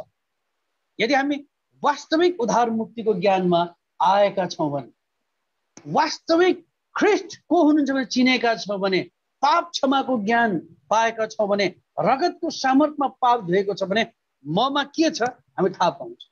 अनि हामी एक दुसराको विपक्षमा कहिले पनि षड्यन्त्र गर्दैन, निन्दा पनि गर्दैन। यो चाहिँ असल चारित्रिक गुणहरूमा पर्दछ। बुझ्नुभयो नि त? यसकारणले गर्दा बोल्दा बोल्दै एउटा उदाहरणको पनि याद आयो। त्यो उदाहरण चाहिँ मैले धेरै समय अगाडि कुनै प्रभुको दासबाट सुनेको। त्यहाँनिर त्यो मानिसले कमाउन थालेछ अरे, प्रशस्त खानपिन एकदम राम्रो मिठो मसिनो भएछ अरे, अनुहार पनि चहक उज्यालो पोटिलो भएछ अरे। सबभन्दा पोटिलो त उसको के भएछ अरे? भुँडी भएछ। बुझ्नुभयो नि त? त्यो मान्छेको भुँडी चाहिँ एकदम गजबको पोटिलो भएछ, एकदम खानदानी भुँडी भएछ। अन्त एक दिन त शरीरमा हातले भनेछ अरे, खुट्टाले भनेछ अरे, आँखाले भनेछ अरे, कानले भनेछ अरे, ओहो मित्र, हामी कति दुःख गरेर हिँड्छौँ, कति दुःख गरेर 10 नङ्ग्रा ख्याएर काम गर्छौँ, कति ध्यान दिएर कमाउँछौँ, तर हेर त यो भुँडी बसी बसी खान्छ। कति पल्टाएर पनि बस्नु सकेको यो भुँडी।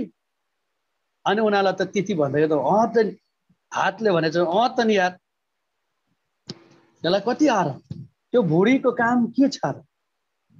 खायो पल्टायो बस्यो, खायो पल्टायो बस्यो, खायो पल्टायो बस्यो भुँडी। त्यति बेला त्यो हातले भनेछ अरे खुट्टालाई, खुट्टाले हातले, अनि कोले भनेछ अरे मुखले, कानले भनेछ अरे यसो गर्नु पर्यो। यो भुँडीको चाहिँ सेखी झार्न पर्यो, यो भुँडीको सेखी झार्न पर्यो। खुब पल्टाएर सानसँगले सोफा सेटमा बस्छ। बा काम केही छैन, त्यही पटिलो। अब कसैले पनि काम गर्ने है मित्र हो, कसैले काम गर्ने होइन। अब हामी भुँडी जस्तै आराम गर्ने, बस केही काम नगर्ने।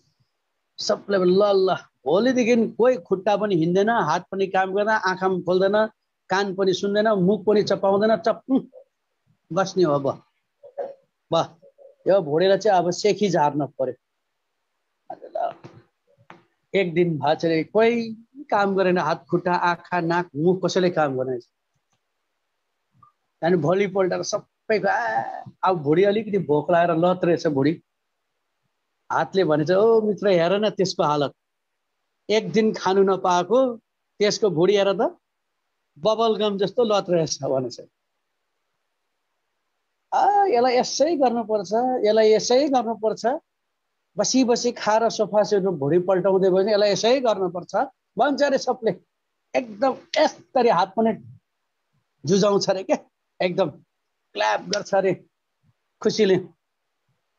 2 दिन भएको छ अरे भुँडी त अलिकति झन् स्याप्पै भएको छ अरे। तेस्रो दिन भएको छ अरे स्याप्प, तर चौथो दिनबाट त भुँडी मात्रै के को स्याप्प है, भरे त हात पनि नचल्ला नचल्ला जस्तो भएको छ अरे, खुट्टा पनि नचल्ला नचल्ला जस्तो भएको छ अरे, आँखा पनि तिरमिर तिरमिर तिरमिर भएको छ अरे, दिमागले पनि अलिकति खराब होला छ, दिमाग पो बिग्रेला जस्तो भएको छ अरे। सबले भनेछ होइन हौ मित्र के चाहिँ भयो यस्तो, हामी त भुँडीको सेखी झार्न खोजेको त हाम्रो पो हालत बेहालत होला जस्तो भयो त, यो त भएन, यसो गर्दा भएन। फेरि सबले काम गर्नु थाल्छ अरे, अनि फेरि कमाएर ल्याएछ अरे, हातले मुखलाई दिएछ अरे, मुखले चपाएर भुँडीमा गएछ अरे, भुँडीले भित्र पुरा पेलेछ अरे झाँतेमा।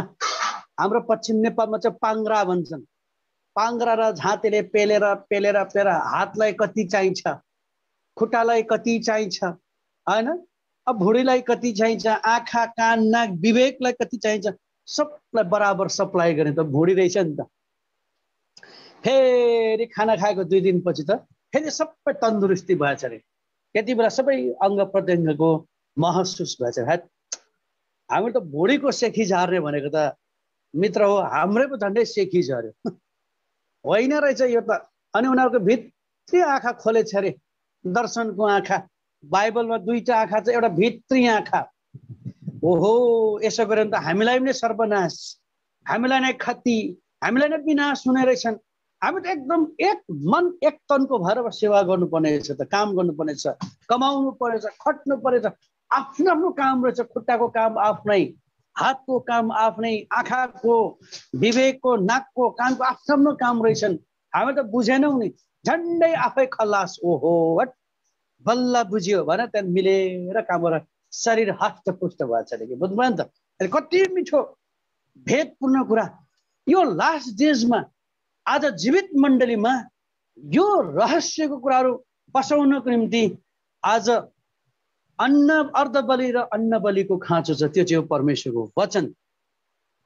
परमेश्वरको वचन त्यो तत्त्व हो जसले विश्वासीलाई खाँटी शिक्षा दिन्छन् र हामीलाई त भाइ भाइचाराको प्रेम, मण्डली मण्डली प्रतिको प्रेम अनि ख्रिस्टको हुनुहुन्छ चिन्ने ज्ञान दिएर हामीलाई एकजुट भएर सेवा गर्ने आत्मा परमेश्वरले के गर्नुहुन्छ, खनाउनुहुन्छ। नत्र त हामी इतिहास, पुरानो नियम इतिहास पढ्छौँ, इतिहासको जस्तै होला व्यवहार गर्छौँ, व्यवस्था पढ्छौँ, अनि कतिले त मण्डलीमा व्यवस्था पो लागू गरिरहेको छ। व्यवस्थामा त लास त यस्तो अरे, लास त उस्तो अरे, जलाउनु हुन्न अरे, छुनु हुन्न अरे, छुए भने पनि नहुनु पर्छ अरे। ल व्यवस्थाविदहरू बाइबलमा भन्छ हामी व्यवस्थाबाट निस्केर अनुग्रहको समयमा आइसक्यौँ। ख्रिस्ट यीशुको आगमनले व्यवस्था टलिसक्यो। अब ख्रिस्टमा व्यवस्था अन्त भयो अनि अनुग्रहको समय पुरा भयो भन्ने कुराहरू त रोमीको किताब 10 अध्यायको 4 पद त जीवित मण्डलीका विश्वासीले बिर्सिसके। रोमीको किताब 10 अध्यायको 4 पदलाई कसैले पढ्नु त? रोमीको किताब 10 अध्याय 4 पद। कसैले पाउनुहुन्छ? किनकि विश्वास गर्ने हरेक जनका लागि किनकि धार्मिकताका निम्ति ख्रीष्टले व्यवस्थाका अन्त हुनुहुन्छ। जतिले ख्रीष्ट यीशुमा विश्वास गरे, ख्रीष्ट यीशुको रगतमा आमाको गर्भैदेखि जवानी जीवनको पापहरू, विविध पापहरू मानिलिए, धुए, शुद्ध पवित्र पारे, ऊ व्यवस्थाबाट अलग भयो।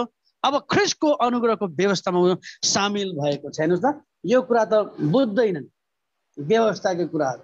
अनि कतिचोटि मण्डलीमा त यस्तो हुनुपर्छ, यस्तो हुनुपर्छ, लु रातो लाउनुहुन्न, सेतो लाउनुपर्छ, सेतो लाउनुहुन्न, रात, अब त्यता पो जान्छ हुनु नि त।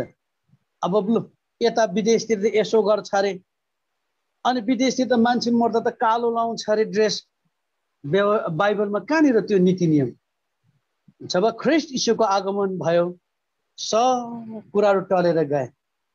भन्नु पर्दा प्रभु यीशु मसीहको आगमनको बाद कुनै यस्तो नीति नियम र व्यवस्थाहरू लागू गरिएको छैन। प्रार्थना गरिनुपर्छ, परमेश्वरले जे अगुवाई गर्छ त्यो चाहिँ पारित हुनुपर्दछ। यो चाहिँ एकदम जान्नु पर्छ, बुझ्नु त। यसकारण यो इतिहास जरुरी पनि छन्। इतिहास हाम्रो निम्ति एउटा साक्षी हो। त्यही कारण यही रोमीको किताब 15 अध्यायको 4 देखि 6 पदमा पढ्दै त फटाफट। अब हामीलाई आधा घण्टा जस्तो हाम्रो हातमा बाँकी रहेछन्, पढ्नु। किनकि जे कुराहरू पहिले लेखिए हजुर का निम्ति लेखेका थिए, हामीले धीरज र पवित्र शास्त्रहरूको सान्त्वनाद्वारा आशा पाउन सकौं भनेर अब धीरज सान्त्वनाका परमेश्वरले तिमीहरूलाई ख्रीष्ट येशू अनुसार एक अर्कासित एकै मनका हुने दान दिएका हुन्। मलाई त कसैले भन्थ्यो, यदि व्यवस्था टलिगयो भने व्यवस्था किन पढ्नु हैन? 66 वटा किताबमा 39 वटा किताब किन बोक्नु? 27 वटा मात्रै नयाँ नियमको बोके त भए। अब यस्तो विवाद गर्नेहरू पनि जन्मिसकेका छन्। अन्त मैले भने, भाइ बाइबलको ज्ञान अधकल्चो गर्न हुन्न है। हुन त बाइबलको ज्ञान हामी पनि पोख्ता त छैनौँ। मैले 1981 सालमा ग्रहण गरेँ ग्यान्टोक बेरेकका हाउस अफ वर्सिपमा। 1982 सालमा कालिम्पोङ एलसीदाईमा बप्तिस्मा लिएँ। र अझसम्म पनि मैले परमेश्वरको वचन र उहाँको रहस्यको बारेमा बुझेको छैन।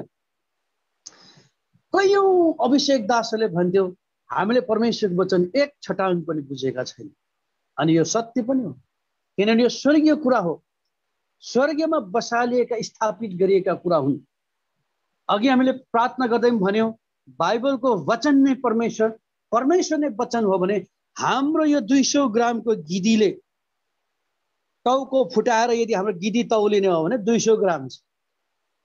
यो 200 ग्रामको गिदीले यत्रो सारा ब्रह्माण्ड र उसले परमेश्वरको कुरालाई, उहाँको योजनालाई हामीले कहाँ बयान गर्नु र बखान गर्नु र विश्लेषण गर्न सक्दैनौँ। तर बाइबलमा भनेको छ, पुरानो नियम चाहिँ एउटा हाम्रो निम्ति शिक्षाको निम्ति राखिदिएको छ। पुरानो नियम पढ्ने अनि नयाँ नियममा चाहिँ अब उपरान्त हामी अनुग्रहको व्यवस्थामा आएको हुनाले हामीले पुरानो नियमको जस्तो कर्मकाण्ड गर्नुहुन्न रहेछन्, लडाई झगडा गर्नु नहुने रहेछन्, युद्ध गर्नु नहुने रहेछन्, नराम्रो अपराधहरू गर्नु नहुने रहेछन्।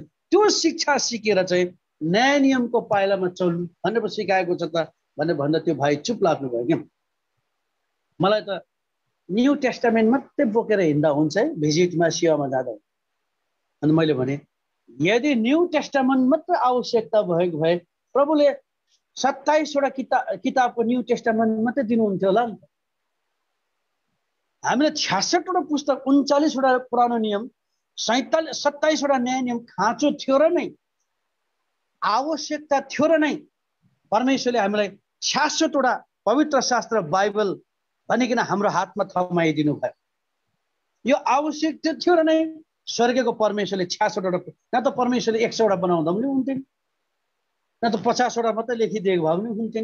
किन 66 वटै लेखिनु पर्यो त? यसमा धेरै भेदका कुराहरू छ भाइ। 39 वटा पुरानो नियम हाम्रो निम्ति शिक्षा हो।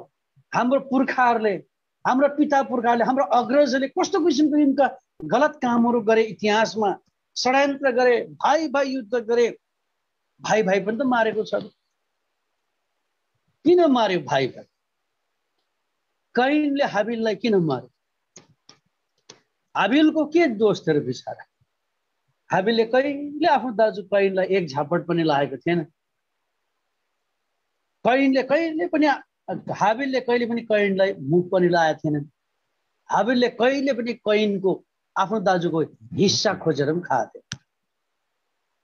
एउटै आमाको कोखबाट जन्मे, एउटै आमाको लाम्टा चुसे दुध, एउटै आमाको फरियाको वरिपरि उनीहरू काखमा घुमे गरे। तर कस्तो दुःखदायी, जब जब यो कुरा पढिन्छ सुनिन्छ एकदम हृदय नै कस्तो खुम्चिएर आउँछ कि मेरो। म एकदम पीडादायक अब महसुस गर्छु। म एकदम तोडिन्छु कि बिचार त्यो हाबिलको के दोष थियो? हेर्नुहोस् त, केवल हाबिलले परम प्रभु परमेश्वर याहवेलाई खुसी बनाएको त्यति त उसको काम, उसले त्यति त गरे। हाबिलले चाहिँ के चाहिँ गरेको थियो बिचार? न उसको अंश बन्डा खोसे थियो, न उसको हिस्सा खोसे थियो। तर हाबिलले एउटा कर्तव्य पुरा, एउटा यहोवा परमेश्वर हुनुहुन्छ उसले सुनेका थिए बाउ आमाबाट, अदनको बगैँचाको कुरा सुनेको थिए। मेरो बाबुआमाले नखा भनेको फल खायो, पापमा फस्यो, हामी पापी भयौं। एक दिन हामी वही परम प्रभु परमेश्वर सृष्टिकर्ता कहाँ फर्किनुपर्छ। यसकारण हे परम प्रभु परमेश्वर, मलाई सम्झना गर्नुहोस्। मैले तपाईँको अगाडि मैले मेरो भेट लिएर आए, एकदम सफा, अघि भने सफा दिल। यबेलको हृदयमा पहिलो चारित्रिक गुण चाहिँ सफा हृदय थियो। उसमा कुनै छल कपट थिएन, सफा हृदय, परमेश्वर प्रतिको सफा हृदय। हाबिलको त्यति त थियो नि बिचारा। तर हाबिलको भेटी ग्रहण गर्यो, उसको दाजु कैनको ग्रहण गरेन। यसमा पनि हाबिलको के दोष थियो र? हाबिलले दाइलाई तैँले तिमीले नराम्रो नराम्रो चढाउ है भने थिएन। यदि कैनले पनि चाहेर आफ्नो भाइले जस्तै असल नेक्स्ट टाइम असल कुरा चढाएको त स्वीकार हुन्थेन र? तर हेर्नुहोस् त, भाइको भेटी परमेश्वरले ग्रहण गर्यो, मेरो गरेन। डाहा, यति ठुलो यो डाहा भन्ने कुरो चाहिँ भयङ्कर ठुलो पापहरू मध्येमा चाहिँ एउटा रहेछ। डाहाले घमण्ड पैदा गरेर चाहिँ ईर्ष्या, त्यही कारण लुसिफर स्वर्गबाट झर्नुपर्छ पनि त्यही रहेछ। आज अन्तिम दिनमा पनि मण्डलीहरूमा यही कैनको आत्माहरू एकदम षड्यन्त्रकारी रूपमा प्रवेश गरेको छ। तर हामी चित्त दुखाउनु हुँदैनन्।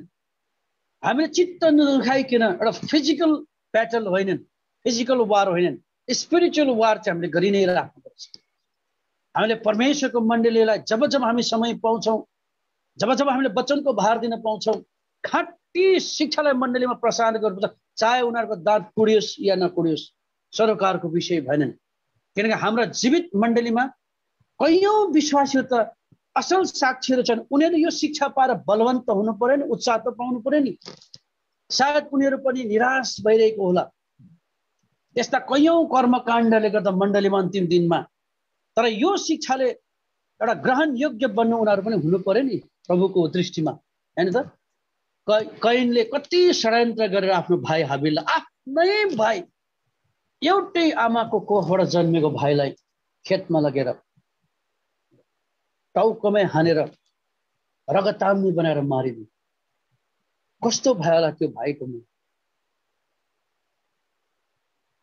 त्यो भाइले मेरो दाजुले मसँग यस्तो व्यवहार गर्छ भने त सोचेको पनि थिएन होला। हाबिलले त 10 मनमा 1 मन पनि सोचेको थिएन होला कि मेरो दाजु कैनले मलाई खेतमा लगेर मार्छ भनेर। सायद हाबिलले त सोचेको होला मेरो दाजुको केही कुरा छ कि हैन। जब उसलाई हानियो, हिर्काइयो, फर्केर दाइको अनुहार हेर्यो होला, कस्तो मायालु नजरले हेर्यो होला दाइको। तर दाइ कति निर्दय, कति क्रूर।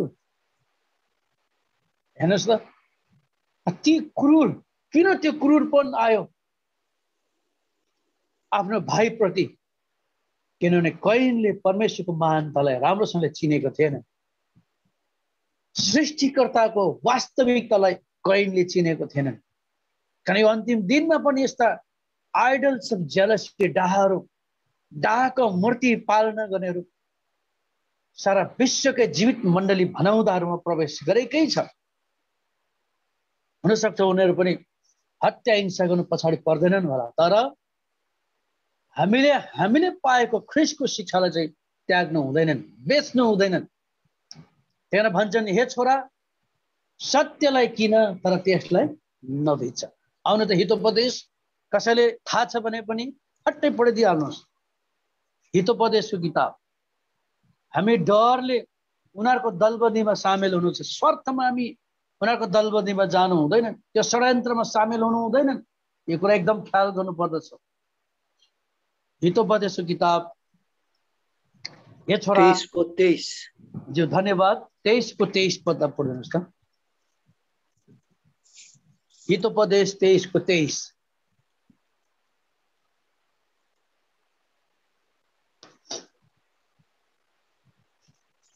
सत्यता किन र त्यसलाई नबेच, बुद्धि शिक्षा र समझ पनि किन। हेर्नुहोस् त, सत्यता जुन ख्रिस्टमा पायौं, जो हामीले किन्यौं ख्रिस्ट यीशुको रगतमा, त्यो बेच्नु हुँदैन। अब हामीले समझ र ज्ञानलाई पनि लिनुपर्छ। हेर्नुहोस् त, यस कारणले गर्दाखेरि इतिहासका कुराहरूले पढिनु त पर्दछ शिक्षाको निम्ति, तर हामीले नयाँ नियममा अनुग्रहको कुरालाई चाहिँ धेरै ख्याल गर्नुपर्छ। अब यहाँ युवासको कुराहरू, अब यो कैन र हाबिलको कति दुःखदायी भाइ मार्यो डाहाको कारणले। बाइबलमा यस्ता धेरै काण्डहरू छन्। अब समय पनि सकिँदै, मेरो हातमा 10, 15, 12 मिनट मात्रै बाँकी भएको हुनाले सक्दो बिट मार्ने यत्न गर्दछु। युसुफ आफ्नै दाजुभाइहरूबाट बेचिए, रातभर खाडलमा फाल्दै। किन? युसुफको कसुर के थियो? युसुफलाई बाउले प्रेम गर्थ्यो, त्यो नै त डाहा हो। दाउदलाई आफ्नै छोरा अब्सलोमले यरुसलेम इजरायलको गद्दीबाट लखेट्यो। किन? सत्ता शासनको लोभले। यरुसलेमको गेटमा बसेर मान्छेलाई चुम्बन गरेर, चाप्लुसी गरेर, तेल लगाएर, पलिसी गरेर, तिमीहरूको कुरा त राम्रो थिएछ नि, यदि म जग्गामा भाग हो त तिमीहरूको फैसला गरिदिन्थे, हैन त। अनि मान्छेको नजरमा आफूलाई उसले उच्च बनायो, अनि अन्तमा जब एउटा दल बनायो, आफ्नो बाउको विरुद्धमा उठे। परमेश्वरद्वारा चुनेको राजा, हृदयको मानिस दाउद रुँदै भाग्नु पर्यो, अदुलामको ओडारमा बस्नु पर्यो। कति दुःखदायी। तर अन्त के भयो? उनीहरूको अन्त त राम्रो त भएको छैन नि। अब्सलोमको अन्त कहाँ राम्रो भयो? यसकारण प्रिय हो, योवेलले आजभन्दा 835 देखि 796 वर्ष अगाडि विशेष त्यो बखत भविष्यवाणी गरेका विलापको निम्ति, पश्चातापको निम्ति पुजारी गिरीहरूलाई, भविष्य वक्तालाई, सेवकहरूलाई थियो भने आज सारा विश्वमा उद्धार मुक्ति पाएकालाई पवित्र आत्माले यो कुरा सच्चिने मौका हामीलाई दिइरहेको छ। हामी पश्चाताप गर्नुपर्छ, भाङ्रा लाउनु पर्छ। हामीलाई व्यक्तिगत कुरालाई हामीले निहार्न पर्छ, अरूलाई होइन। ऊ कस्तो छ भन्ने कुरालाई हामीले निहार्ने होइनन्। म कस्तो छु? अब भयानक दिनहरू पृथ्वीमा आउँदैछन्। भोलिका दिन कयौं प्रिय मित्रहरू के यो पेन्डामिकमा, कोरोनाले हाम्रै विश्वासीहरू गएनन् र? कयौं मायालु मित्रहरू, प्यारो मित्रहरू हामीलाई चट्टै छोडेर गए। खाउँ लाउँ भन्ने उमेरमा, अधा वयसु उमेरमा, मिडल एजेडमा, यङमै कतिजना छोडेर गए। भोलिको दिनको हामीलाई कुनै थाहा छैनन्। हामी त्यसर्थ हामीले यो अनुग्रहको समयमा यो आजको जो थीम भर्सन, मुख्य आधार वचन छ योएलको 1 अध्यायको 13 पद। यो आज हामी सारा विश्वमा भएका विश्वासीहरूको निम्ति एउटा के हो? आह्वान हो, पश्चातापको निम्ति। उस बेला त भाङ्रा लगाएर खरानी दसेर भनेको छ भने आज त हामी भाङ्रा र खरानी होइनन्, तर व्यक्तिगत जीवनमा हामी इतिहासलाई पनि पढ्दै कस्तो नराम्रो घटनाहरू षड्यन्त्र गरे, तर आज हामी अनुग्रहको समयमा आएका छौँ भने हाम्रो जीवन कस्तो हुनु पर्दछ त्यो कुरालाई हामीले थाहा गर्दै जिउनु पर्दछ हैन त। अब अघि हामीले हेर्दै योआसलाई छोएका थियौँ। योआसको सम्बन्धमा योआसको अर्थ परमेश्वरले मान्छे दिनुहुन्छ। योआस अहज्याका छोरा थिए अनि अहज्या चाहिँ यहुदाका राजा थिए। अनि यो यहुदाका राजा अहज्यालाई चाहिँ कसले मारेका थिए? षड्यन्त्र गरेर यहू भन्ने व्यक्तिले मारेका थिए। भनौँ न, यहूले इजरायलको राजा अनि यहुदाको राजा दुवै राजालाई षड्यन्त्र गरेर मारे। यद्यपि उनीहरूको पनि कमी कमजोरी त थियो, भविष्यवाणीद्वारा यो पुरा हुनु पर्थ्यो। यहूलाई अगमवक्ता एलिसाद्वारा त्यहाँनिर बाइबलमा हेर्यो भने अभिषेक गरेको छ। दोस्रो राजा 9 अध्यायमा एउटा पदलाई मात्रै पढ्दिनुहोस् त। दोस्रो राजा 9 अध्यायमा एलिसाले यहूलाई त्यहाँनिर अभिषेक गरेको छ। पढ्दिनुहोस् त, 9 अध्यायमा हुनुपर्छ। दोस्रो राजा 9 अध्याय कति पदमा छ हेर्दा भयो? 9 अध्याय 2, 3, 4 कतिमा छ? कति? अनि जब तिमी त्यहाँ पुग्छौ तब त्यहाँ निम्सीका नाति योसापातका छोरा यहूलाई खोज अनि गएर तिनलाई तिनका दाजुभाइहरूको बीचबाट उठाओ र तिनलाई भित्री कोठामा लैजाओ। 3 पद पनि पढ्दिनुहोस्। त्यसपछि त्यो तेलको सानो बुडुको लिएर तिनको शिरमा खन्याओ र यसो परमप्रभु यसो भन्नुहुन्छ, मैले तिमीलाई इस्राएलमाथि राजाको रूपमा अभिषेक गरेको छु। त्यसपछि खोल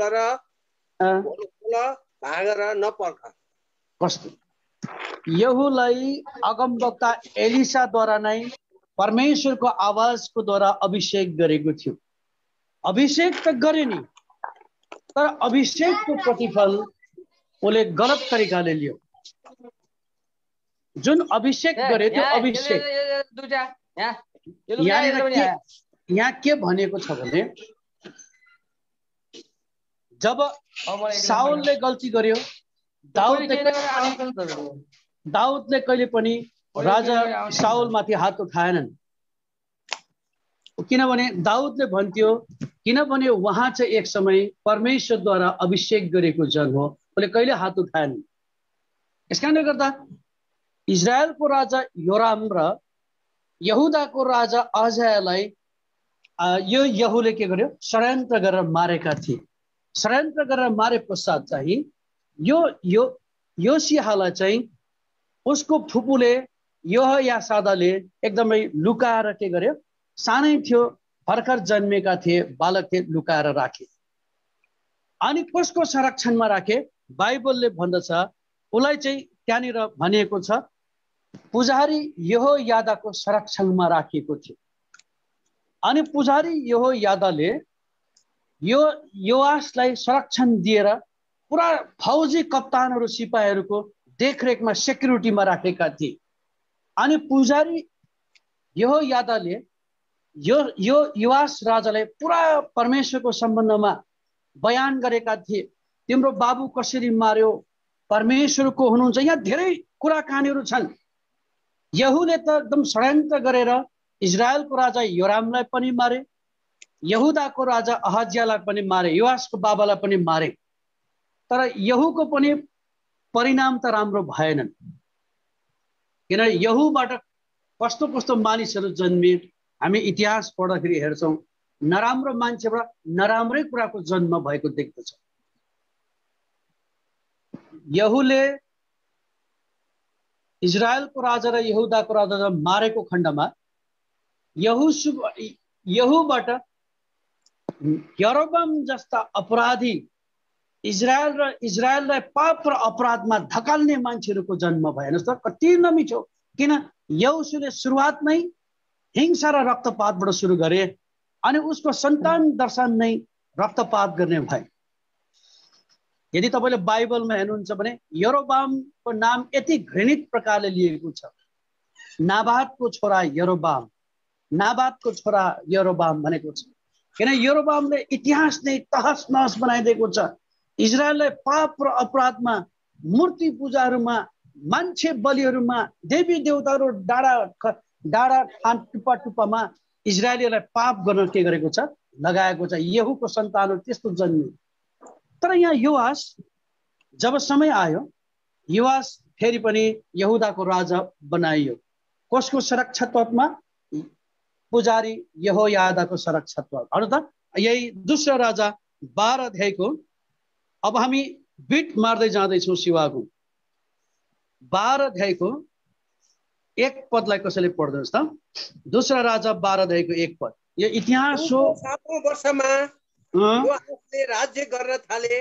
अनि उनले यरुशलेममा 40 वर्ष राज्य गरे।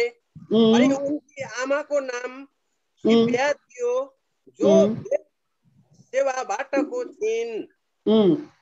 योआस सानै उमेरदेखि परमेश्वरप्रतिको भय भक्ति मान्छे थियो भन्छ। उसले असल असल कामहरू गरे भन्छ 2 पदमा।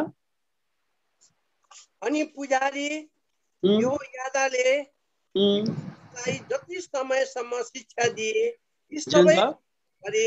उनले परमप्रभुको दृष्टिमा जे ठिक थियो त्यही गरे। कस्तो मिठो! एउटा पुजारीको सुरक्षात्वमा हुर्केका के भन्छ हाम्रो यो योआस राजा कलिलै उमेरमा पनि परमेश्वरको कुरा बुझे, जाने। अनि जब ऊ बढ्दै गए, असल कामहरू गरे। उसले मन्दिरहरू, परमेश्वरको घरहरू बनाए। अनि पुजारीहरूलाई एउटा नियममा ल्याए। अनि त्यसले आफ्नो राज्यमा एउटा कायम गरे। परमेश्वरको विधि विधान पालन गर्न सिकाए। कस्तो मिठो! असल शिक्षा पाएका मान्छेहरू जब परमेश्वरको त्यो आवाजलाई सुन्छन्, जब पालना गर्छन्, यस्तो आशिषित हुने रहेछन्। उसको शासनकालमा कुनै युद्ध पनि भएन। उसले आफ्नो राज्यमा उसको राज्य स्तरका मान्छेलाई परमेश्वरको भय भक्तिहरू गर्न सिकाए। असल असल कामहरू उसले त्यहाँनिर गरेर गएका छन्। यस कारणले गर्दा यहाँ एउटा तालमेल के मिल्न गयो भने योवेल अगमवक्ता योआस राजाको समयमा, समकालीन समयमा रहेछ।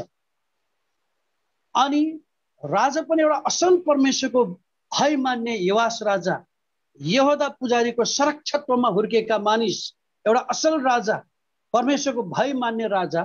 अनि योवेल पनि एउटा परमेश्वरको डर राख्ने अगमवक्ता, भविष्यवक्ता, एउटा असल प्रचारक थिए। अनि त्यो राज्यमा यस्तो तालमेल मिले, राजा पनि परमेश्वरको भय मान्ने, अनि त्यहाँनिर अगमवक्ताले पनि परमेश्वरको आवाजलाई प्रसार गर्ने गर्दाखेरि त्यो राज्यमा शान्ति कायम निश्चित हुँदछ। यस कारणले गर्दाखेरि यहाँनिर के गर्यो भने यहाँनिर यहोयादा पुजारीको चाहिँ ठुलो भूमिका यहाँनिर खेलेको हामी देख्छौँ। उसले त्यत्रो षड्यन्त्रको बिचमा पनि यो राजा योआसलाई बचाएर, लुकाएर, यहुदाको एउटा राजालाई अभिषेक गरेर एउटा परमेश्वरको नीति नियमलाई कायम गर्ने राजा के गर्नुभयो, बनाउनु भयो। कति मिठो परिणाम!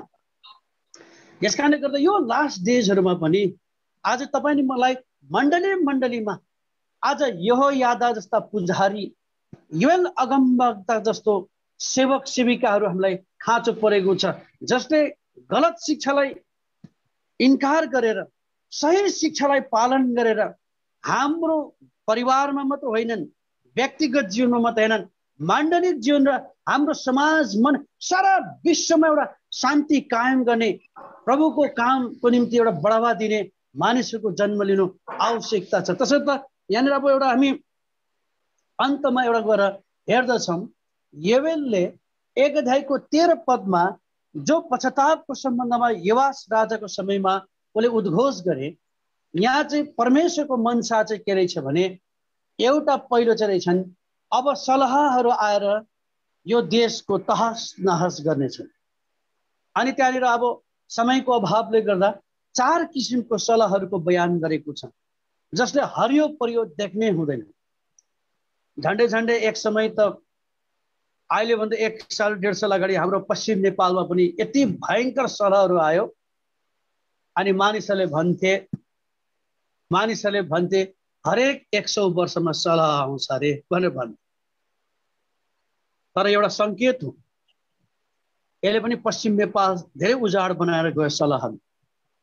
किन त्यो सलहहरू लिएर सबै हरियो परियो तहस नहस विनाश गर्छ भने ताकि परमेश्वरको भक्तजनहरूले हाम्रोमा भएका ममा भएका अपराधहरू देखुन्।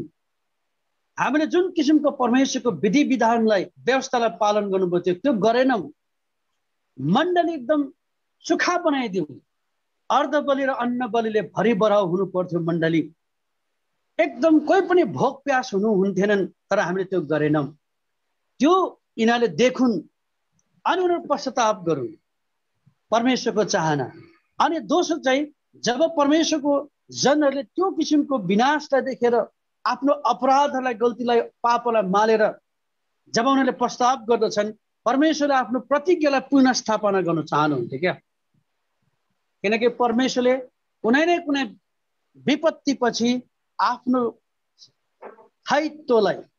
स्थायित्वलाई उहाँले के गर्न चाहनुहुन्छ, इस्टाब्लिस गर्न चाहनुहुन्छ। त्यो प्रतिज्ञालाई देखाउन चाहनुहुन्थ्यो, पुनर्स्थापना गर्न चाहनुहुन्थ्यो। अनि तेस्रो कुरा चाहिँ जब परमेश्वरका जनहरूले पश्चाताप गर्छन्, खरानी धसेर भाङ्रा लगाएर आफ्नो अपराधलाई स्वीकार गर्छन्, तेस्रो कुरो चाहिँ परमेश्वरले आशिषहरू के गर्नुहुन्छ, फेरिदिनु चाहनुहुन्छ के। 3 चिज गर्न चाहनुहुन्छ। पहिला पश्चाताप गराउन चाहनुहुन्थ्यो, दोस्रो फेरि पनि प्रतिज्ञा पुनर्स्थापना गर्न चाहनुहुन्थ्यो, अनि तेस्रो चाहिँ फेरि प्रशस्त आशिषले भरिपूर बनाउन चाहनुहुन्थ्यो। अनि जब युएलले यो कुरा ल्यायो, धेरै प्रभुका जनहरूले यो कुरा सुनेर उनीहरूले आज्ञा पालन पनि गरे अनि उनीहरू आशिषको भागीदारहरू पनि बने। तर यो अब लास्ट डेजमा वर्तमान समयमा परमेश्वरले जीवित मण्डलीहरूमा आज यो आवाज र म तपाईँ हामी सबैलाई एउटा पश्चातापको निम्ति दिनोदिन आफूलाई खार्दै तयारी गर्दै, किनकि म अनि हामीमा कोही सिद्धता धार्मिकता पवित्रता छैनन्, हामीमा पनि धेरै कमी कमजोरी हुन्छन्। अब आउनेवाला दिनहरू धेरै निकट छन्। अब यो प्रभुको आगमनको संकेत र सूचना पनि हामीले पाइरहेका छौँ विभिन्न वैज्ञानिक संगठनहरूबाट पनि। अब पृथ्वीमा सुखको दिनहरू, मौज मस्तीका दिनहरू अब गए। अब ती दिनहरूको निम्ति प्रभुले हेरिरहनु भएको छ। कहिले मेरो छोराछोरीहरू मेरो रगतको दाम तिरेकाहरू दिनोदिन आफैमा मेल गर्छन्, मेलको सेवा गर्छन्। प्रभु यही हेर्न चाहन्छ कि अझै पनि एक दुसरामा लडन्त र भिडन्त नै गरिरहन्छन् कि षड्यन्त्र नै गरिरहन्छन् कि त्यो आउनेवाला राज्यको सम्बन्धमा गहिरो रीतिले नबुझेर पो हो कि। तर परमेश्वरले 2 भाग मण्डलीमा चाहिँ एउटा मिश्रित दल, एउटा चुजन जेनेरेसन, चुनिएको वंश, एउटा मिश्रित दल त्यहाँनिर छन्। तर परमेश्वरले यस्तै बीचमा पनि हामीलाई चाहिँ के गर्दै जान्छन्, चुनिएकालाई चाहिँ बलवन्त बनाउँदै जान्छन्। हामीले अरूको कुकर्मलाई हेरेर छ्या एक भएको होला। कतिचोटि त आजकल त जो मण्डलीमा अलिकति हकडक गर्छन्, झैझगडा गर्छन्, उसैको बोलो बोला। अनि कतिचोटि हाम्रो मनमा हुन्छ म त नबोलेर पो हो कि क्या हो, म पनि यसो उहिलेको त देखाइदिउँ कि जस्तो पनि लाग्ने। अनि कतिजना त एकदम अब बिग सर्ट प्रशस्त धन सम्पत्ति देखाएर पो हो कि, हामीले त नदेखाएर पो कि हाम्रो पनि खानदानहरू हैनन्। यो शैतानिक विचारहरू हाम्रो जीवनमा, यो गलत कार्यले 6 लाख इजरायलीहरूलाई गनगनको पापमा डुबाउनको निम्ति धेरै मिश्रित दल चाहेनन्, थोरै थिए। मेरो हिसाबले अन्दाजीकरण गर्दा 10-20 हजार पनि थिएन होला, त्यति पनि थिएन होला। तर त्यति नै 6 लाखको निम्ति काफी भयो। पापमा फसाउनको निम्ति, दाइ भाइमा अमेल गराउनको निम्ति, मेलमिलापको सेवा गरेको निम्ति, तोडफोड गर्नको निम्ति, आफ्नो स्वार्थ लाभको निम्ति, यो पुलपिट हासिल गर्नको निम्ति, राम्रो मान्छेलाई पछार्नको निम्ति 20 हजारै काफी हुन्छ क्या, धेरै चाहिँदैनन्। हुन्छ त। यसकारणले गर्दा हामीले अब चिन्ने समय पश्चाताप गरेर आफूलाई तयारी गर्दै त्यस्ताहरूको मुख बन्द गर्दै हामी सेवा गर्दै जानुपर्छ। चिनिन्छ अनि चिनिँदै पनि जाँदैछ क्या। मलाई एउटा अन्तिम एउटा कुरा याद आयो बोल्दा बोल्दै। उद्धार पाएका र उद्धार नपाएका चुनिएका जाति र मिश्रित दलहरू मण्डलीमा पनि चिनिन्छ। तर हामी भन्दैनौँ, भन्न पनि हुन्न। समय आउँछ परमेश्वरले आफ्नो काम आफै गर्छ क्या, हो नि त। किन बाइबलमा के भनेको छ, तिमीहरूले उसको फल अनुसार चिन्छौ। अब यहाँ धेरै कुराहरू बयान गर्दै जानु पर्नेमा अब समय 9 बजे छ। अब हामी सेवालाई बन्द गर्छौँ एउटा घटनाक्रमलाई गरेर, किनकि आयोजकले 1.5 घण्टाको समय दिनुभएको थियो प्रभुको महिमाको निम्ति। तिमीले उनीहरूको फलद्वारा चिन्छौ उसले उद्धार मुक्ति पाएकी छ कि छैन। मण्डलीमा कसैले कसैको विरुद्धमा पनि बस्छ, निन्दा गरी बस्छ, फलना त्यसो र ढेकाना त्यस्तो भनी बस्छ, हैन। कसैको विरुद्धमा षड्यन्त्र रची बस्छ। हामीले चुपो लाएर चिन्छौँ। तर कति विश्वासी हुन्छ कसैले उसलाई नराम्रो दुर्व्यवहार गर्दा पनि ठिकै छ, ऊ मान्छे हो, मान्छेबाट गल्ती भयो। उसलाई कसैले नराम्रो प्रकारले निन्दा गर्छ, कसैले सुनाउँछ अनि भन्छन् त्यसले मलाई त्यसले अन्डर एस्टिमेट गरेको होला नि मलाई। पालो त होस् न, मेरो पनि आउँछ नि मुखभरि जवाब दिने भने भएन। तर जब सुन्छ ठिकै छ, म त्यस्तै खालको मान्छे छु होला, ममै धेरै केही कमी कमजोरी होला, बिचरा मान्छे हो, बाई मिस्टेक टङ स्लिप भयो होला। उद्धार मुक्ति पाएको मान्छे र उद्धार मुक्ति नपाएको मान्छेहरूको चारित्रिक गुणहरू अघि मैले सुरुमै भन्दै योएल अगमवक्ताका 3वटा असल कुराहरू, सफा मन, परमेश्वरलाई चिनेका निश्चयताको ज्ञान, तेस्रो पापको निम्ति कुनै प्रायश्चितको निम्ति सम्झौता नगर्ने मान्छे, भन्नु त आफ्नो विश्वासमा अडिक भएको मान्छे हामी चिन्छौँ। तर हामीले प्रार्थना गर्दै जान्छ, प्रभु व्यक्तिगत उहाँहरूको पनि हृदयको आँखालाई खोलिदिनुहोस्। कसरी एलिया एलिसाले प्रार्थना गर्यो, गेहेजीको आँखा खोल्यो त। यो हजारौं सिपाही देख्दैछौ नि, केही होइन। जो हाम्रो पक्षमा छ त्यो त अग्निमय रथ, उनीहरू भन्दाखेरि सयको हजारौं लाखौं तादादमा छन्। जब त्यो के भन्छ हाम्रो एलिसाको जो के भन्छ नोकर गेहेजी बाहिर गएर हेर्यो, बाफ्रे ती दुश्मन सिपाहीहरूको पछाडि त अग्निमय रथहरू देखे, आँखा खोले। हामीले पनि ती मिश्रित दलहरूको निम्ति पनि चित्त नदुखाएर झगडा नगरेर, तिनीहरूको हामीले गला नसमातेर, तिनीहरूको कलर नसमातेर हामीले आत्मिक युद्ध गर्नुपर्छ। प्रभु उनीहरू पनि तपाईँको सृष्टिका थोक हुन् होला। कुन मन्छाले प्रभुको घरमा आयो, उनीहरूको उद्धार मुक्तिलाई पनि केलाउने मौका दिनुहोस्। उनीहरू पनि नरकको भागीदार नहोस्। हामीले यस किसिमको लडन त पश्चाताप गर्ने समय दिनुहोस् होला। जीवनभर उसको आदत नफिरेला, तर मृत्युञ्चलसम्म सालघारी जानुभन्दा अगाडिसम्म चाहिँ, सालघारी भनेको त्यो गड्डामा जानुभन्दा अगाडिसम्म पनि तपाईँले उसको आँखा खोलिदिनुहोस् कि उसको आत्मा नरकमा नजाओस्। आज हाम्रो आत्मिक लडन त यस्तो हुनुपर्छ। यदि गर्दा गर्दै पनि उसको नाम जीवनको पुस्तकमा छैन भने अब हाम्रो हातमा केही छैन, यो चाहिँ परमेश्वरको हातमा छ। कति त यस्तो हुन्छ, कति गर्दा पनि हुन्न, क्या सिकाउँदा पनि हुन्न, भन्दा किन प्रार्थनामै गर्नुपर्छ। किन उहिले धेरै समय अगाडि एउटा तुक्का सुनेको, एउटा जवान केटाको एक्सिडेन्ट भएको छ। जवान छिटो अविवाहित एक्सिडेन्ट भयो। एक्सिडेन्ट भएपछि उसको एउटा आँखै फुटेछ। अब एउटा आँखा भएको कानेलाई कहाँ जागिर पाउने, कहाँ नोकरी पाउने, कसले बिहा गर्ने कानेलाई? कानेसँग को बिहा गर्छ भन्ला? बुवामा धेरै टेन्सन भयो हस्पिटलमा। अनि डाक्टरले भनेछ तपाईँहरूको छोराको आँखा सदाको निम्ति फुट्यो, अब बन्दैन। आर्टिफिसियल कुनै गुच्छा सुच्छा यस्तो कोही आँखा अरूको पायो भने भन्दा बुवाआमाले भन्छ डाक्टर साहब जसरी भए पनि मेरो छोराको आँखा चाहिँ बनाइदिनुहोस्, लगाइदिनुहोस्। अब अविवाहित जवान छ, बिहा गर्नु पर्यो, कानेर कसले दिन्छन्? छोरी बुहारी दिन्नन् भने गर्दा गर्दा त अब कोही आँखा कहिले भेटाएर भरे त एउटा एनिमल्सको आँखा भेटा मिल्दो जुल्दो गएको छ अरे कलरहरू। अनि त्यो एनिमल्स चाहिँ पशु चाहिँ के अरे कुकुर रहेछ। त्यो कुकुरको आँखा चाहिँ त्यो केटाको आँखासँग मिल्दो जुल्दो कलर भएको छ। अनि डक्टरले आमा बाउलाई बोलाएर यो चाहिँ मिल्यो, अब के गर्छ कुकुरको आँखा। अनि आमा बाउले मिल्छ मिल्छ काम गर्छ दे एउटै देख्छन् ल। अनि डक्टरले त त्यो केटालाई चाहिँ कुकुरको आँखा हालेर अपरेसन गरेर एकदम अपरेसन सक्सेस भएछ, खुसी। अन्त एकदम कसैले नचिन्ने अब यसको आँखा फुटेको भनेर एकदम चिन्दै नचिन्ने भरे त केटाको बिहा भयो, एकदम जवान भयो, बिहा बटुल भयो, सब खुसी। केटीलाई पनि थाहा छैनन् यसको चाहिँ आँखा चाहिँ फुटेको कुकुरको हाले थाहै छैन, भनेकै छैन त क्या, अब भन्न पनि भएको छैन। अब अन्त ससुराली गएछ अरे केटा र केटी।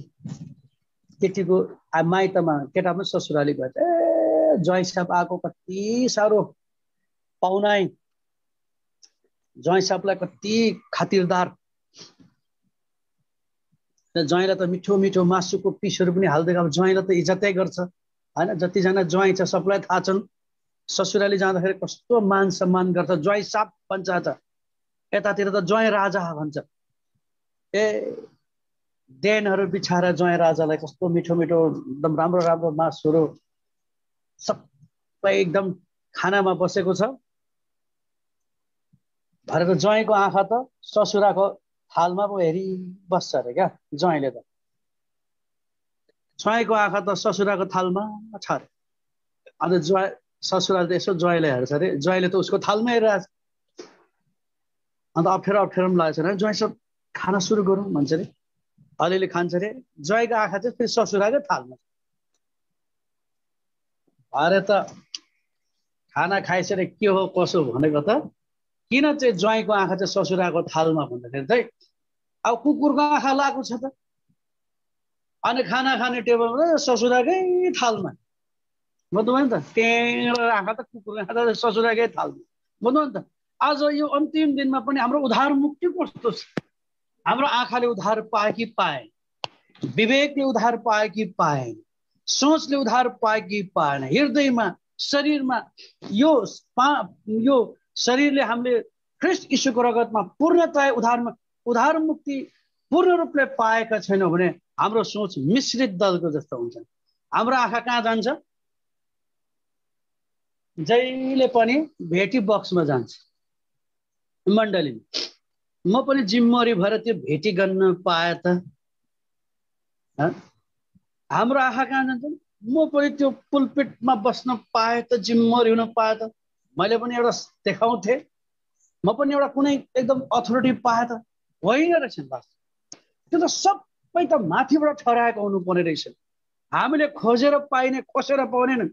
संसारमा चाहिँ एउटा के छ, अधिकार चाहिँ खोजेर होइन खोसेर पाइन्छ भन्छन्। तर परमेश्वरको घरमा चाहिँ खोसेर पनि होइन रोजेर पनि परमेश्वरले ठहराएकोले मात्रै त्यो अधिकारहरू पाउने रहेछन् के। तर कतिचोटि आज हाम्रो उद्धार मुक्तिमा कमी भएको छ भने हाम्रोमा त्यो सोच विचारहरू आउँछन् अनि हामीले एउटा स्वार्थ लाभमा जान्छौँ। यो ग्रुपमा लाग्यो भने मैले केही मौका पाउँछु कि, यो पट्टि लाग्यो भने केही पाउँछ, होइन। हाम्रो उद्देश्य र हाम्रो लक्ष्य, तपाईँले मेरो उद्देश्य र लक्ष्य भनेको चाहिँ यो पृथ्वी तलको निम्ति होइनन्, भौतिक अधिकारको निम्ति होइनन्। हामी त त्यो आउनेवाला राज्यको निम्ति पो, जहाँ तपाईँले मेरो निम्ति खिया लाग्दैनन्, जहाँ तपाईँले मेरो सम्पत्ति सर्दैनन्, होइन त्यो सम्पत्तिको निम्ति पो हामी अग्रसर भएर जानुको। धेरै रेफरेन्सेस हुँदाहुँदै हामी अब सेवालाई बन्द गर्छौँ। परमेश्वरले हामीलाई सहायता गरून्। हामीमा यस्ता मिश्रित दलका सोचहरू छन्। हामी कुन क्याटेगोरीमा पर्दैछौँ? लास्ट डेजमा अचानक परमेश्वरको आगमन भयो भने, हिजो सुनिरहेको थियौँ प्रभुको दासबाट, आगमन भनेको असीमित खुसी र आनन्द हो। हामी अचानक आजै राति, आज 28 भदौको राति चाहिँ आगमन ठहराएको छ भने के त्यो असीमित आनन्दमा हामी समेटिन सक्छौँ? त्यो पो चिन्ताको विषय हो। मण्डलीको जिम्मेवारी हुनु, मण्डलीको कुनै ओहदा प्राप्त गर्नु, ग्रुप बनाएर कुनै एकदम स्ट्रङनेस गलत युनिटी देखाउनु, त्यो चाहिँ होइनन्। तर आजै राति आगमन ठहराएको छ भने त्यो असीमित आनन्दमा के तपाईले म तयारी छौं? के हामी भाङ्रा लगाएर पश्चाताप गर्दैछौँ? के खरानी धसेर हामी आफ्नो व्यक्तिगत कमी कमजोरलाई छाम्दैछौँ, अरूलाई होइनन्? प्रभु ममा के छ, ऊ त्यसमा के छ होइनन्? प्रभु ममा के छ? त्यो दाजु त्यो जिम्मेवारीलाई हेर, त्यो त्यस्तो छ होइनन्? प्रभु ममा के छ मलाई देखाउनुहोस्, म मान्न सकूँ। हो प्रभु, तपाईँको आवाजलाई मैले सुने, किनकि हामीले भौतिक उपलब्धिको निम्ति प्रभुलाई पाएको होइनौँ। हामी त त्यो आउने वाला राज्य, अनन्तदेखि अनन्तसम्मको राज्यको निम्ति मृत्यु पश्चात नरक होइनन्, स्वर्गको भागीदार बनौँ भनेर मैले तपाईँलाई स्वीकार गरेको हो। तपाईँको अमूल्य रगत त्यही कारण मेरो निम्ति बगेको हो। प्रभु ममा के छ देखाउनुहोस्, म पश्चाताप गर्छु। हामी एकदम पश्चाताप गरिराख्नुपर्छ, तब मात्र त्यो असीमित आनन्दको सहभागी भनेको छ बाइबलमा। हजारौं लाखौं स्वर्गदूतहरूको तादादमा एक दिन तपाईँ अनि म सामेल हुन पाउँछौँ, यदि प्रभुको आगमन हाम्रो जीवनकाल भरि ठहराएको छ भने। त्यसकारण प्रभुले हामीलाई सहायता गरून्। यो भौतिक शरीरमा हाम्रो यात्रा ख्रीष्ट यीशुको शिक्षामा भएर इतिहासको जस्तो रक्तपात र षड्यन्त्र लिएर होइनन्, तर ख्रीष्ट यीशुको चाल, ख्रीष्ट यीशुको पाइलालाई पछ्याउँदै परमेश्वरको अग्रज दासहरूले दिएका असल शिक्षालाई सिरोपर गर्दै हामीले यो यात्रा पूरा गरौँ। त्यसैले आउनुहोस्, योएलको 1:13 पढिकन हामी सेवालाई बन्द गरौँ। यो गम्भीर विषय थियो। मैले प्रभुको दासलाई पनि भने, ओहो यो थिम त यति गहन छ ब्रदर, यो थिम पढ्ने साथ मेरो दिमागै सन्न भएको छ मैले भने कि। अनि उहाँ हाँस्नु पनि भयो। अनि यो चाहिँ वर्तमान समयमा जीवित मण्डलीहरूको निम्ति आवश्यकता अनुसारको थिम हो। धेरै मण्डलीले हामीले प्रार्थना गरेर पाएको वचन हो। अनि म एकदम सन्न भए, मलाई ती समय लाग्यो प्रार्थना गरे, प्रभु यसलाई विश्लेषण गर्ने क्षमता त ममा छैनन्, तर यो वर्तमानको आवश्यकता, यो इतिहास रूपी कुरा, व्यवस्थाको कुरा हो यो योएल। तर यसलाई नयाँ नियममा समेटेर कसरी यसलाई प्रसारण गर्नुपर्ने तपाईँले मलाई सम्हाल्नुहोस्। अनि बोल्दा बोल्दै मेरो आँखालाई पनि खोल्नुहोस्, सुन्नेहरूको आँखालाई पनि खोल्नुहोस्। हामी सबैलाई त्यो पश्चातापी ब्याकग्राउन्डमा लिएर त्यो वास्तविक आँखालाई खोलिदिनुहोस्, ताकि त्यो असीमित आनन्दबाट चाहिँ हामी नटुटेका हौँ, नछुटेका हौँ। मैले यही प्रार्थना गरेँ। अनि प्रभुले मलाई यति नै अगुवाई गर्नुभयो। योएल 1:13 पढिकन हामी सेवालाई बन्द गर्दैछौँ। हे पुजारीहरू हो, आफ्ना कम्मर कसेर बिलाप गर। हे वेदीका सेवकहरू हो, रोइ कराई गर। हे मेरा परमेश्वरका सेवकहरू हो, आओ भाङ्राको लुगा लगाएर रातभरि रात बिताओ, किनभने मेरा परमेश्वरको भवनबाट अन्न बलि र अर्ध बलि रोकेर राखिएका छन्। अन्न बलि र अर्ध बलि रोकिएर राखेका छन्। किन? यस्तै मिश्रित झुन्ड, यस्तै गलत सङ्गत, एउटा गलत षड्यन्त्र जीवित मण्डलीमा पनि प्रवेश गर्दै कारणले गर्दाखेरि त्यो असल अन्न, अर्ध बलि र अन्न बलि रोकिँदैछन्, रोकि पनि राखेको छ। तर प्रभु खोलिदिनुहोस्, आज हामी पश्चाताप गरौँ। ममा भएका कमजोरतालाई क्षमा दियो। मेरो कारणले रोकिएको छ भने यो अर्ध बलि अन्न बलि परमेश्वर घरमा नरोकिएका हुन्, किन हामी उठाइने मण्डली बन्नु छ। अनि त्यो बन्नको लागि परमेश्वरको वचन नै हो।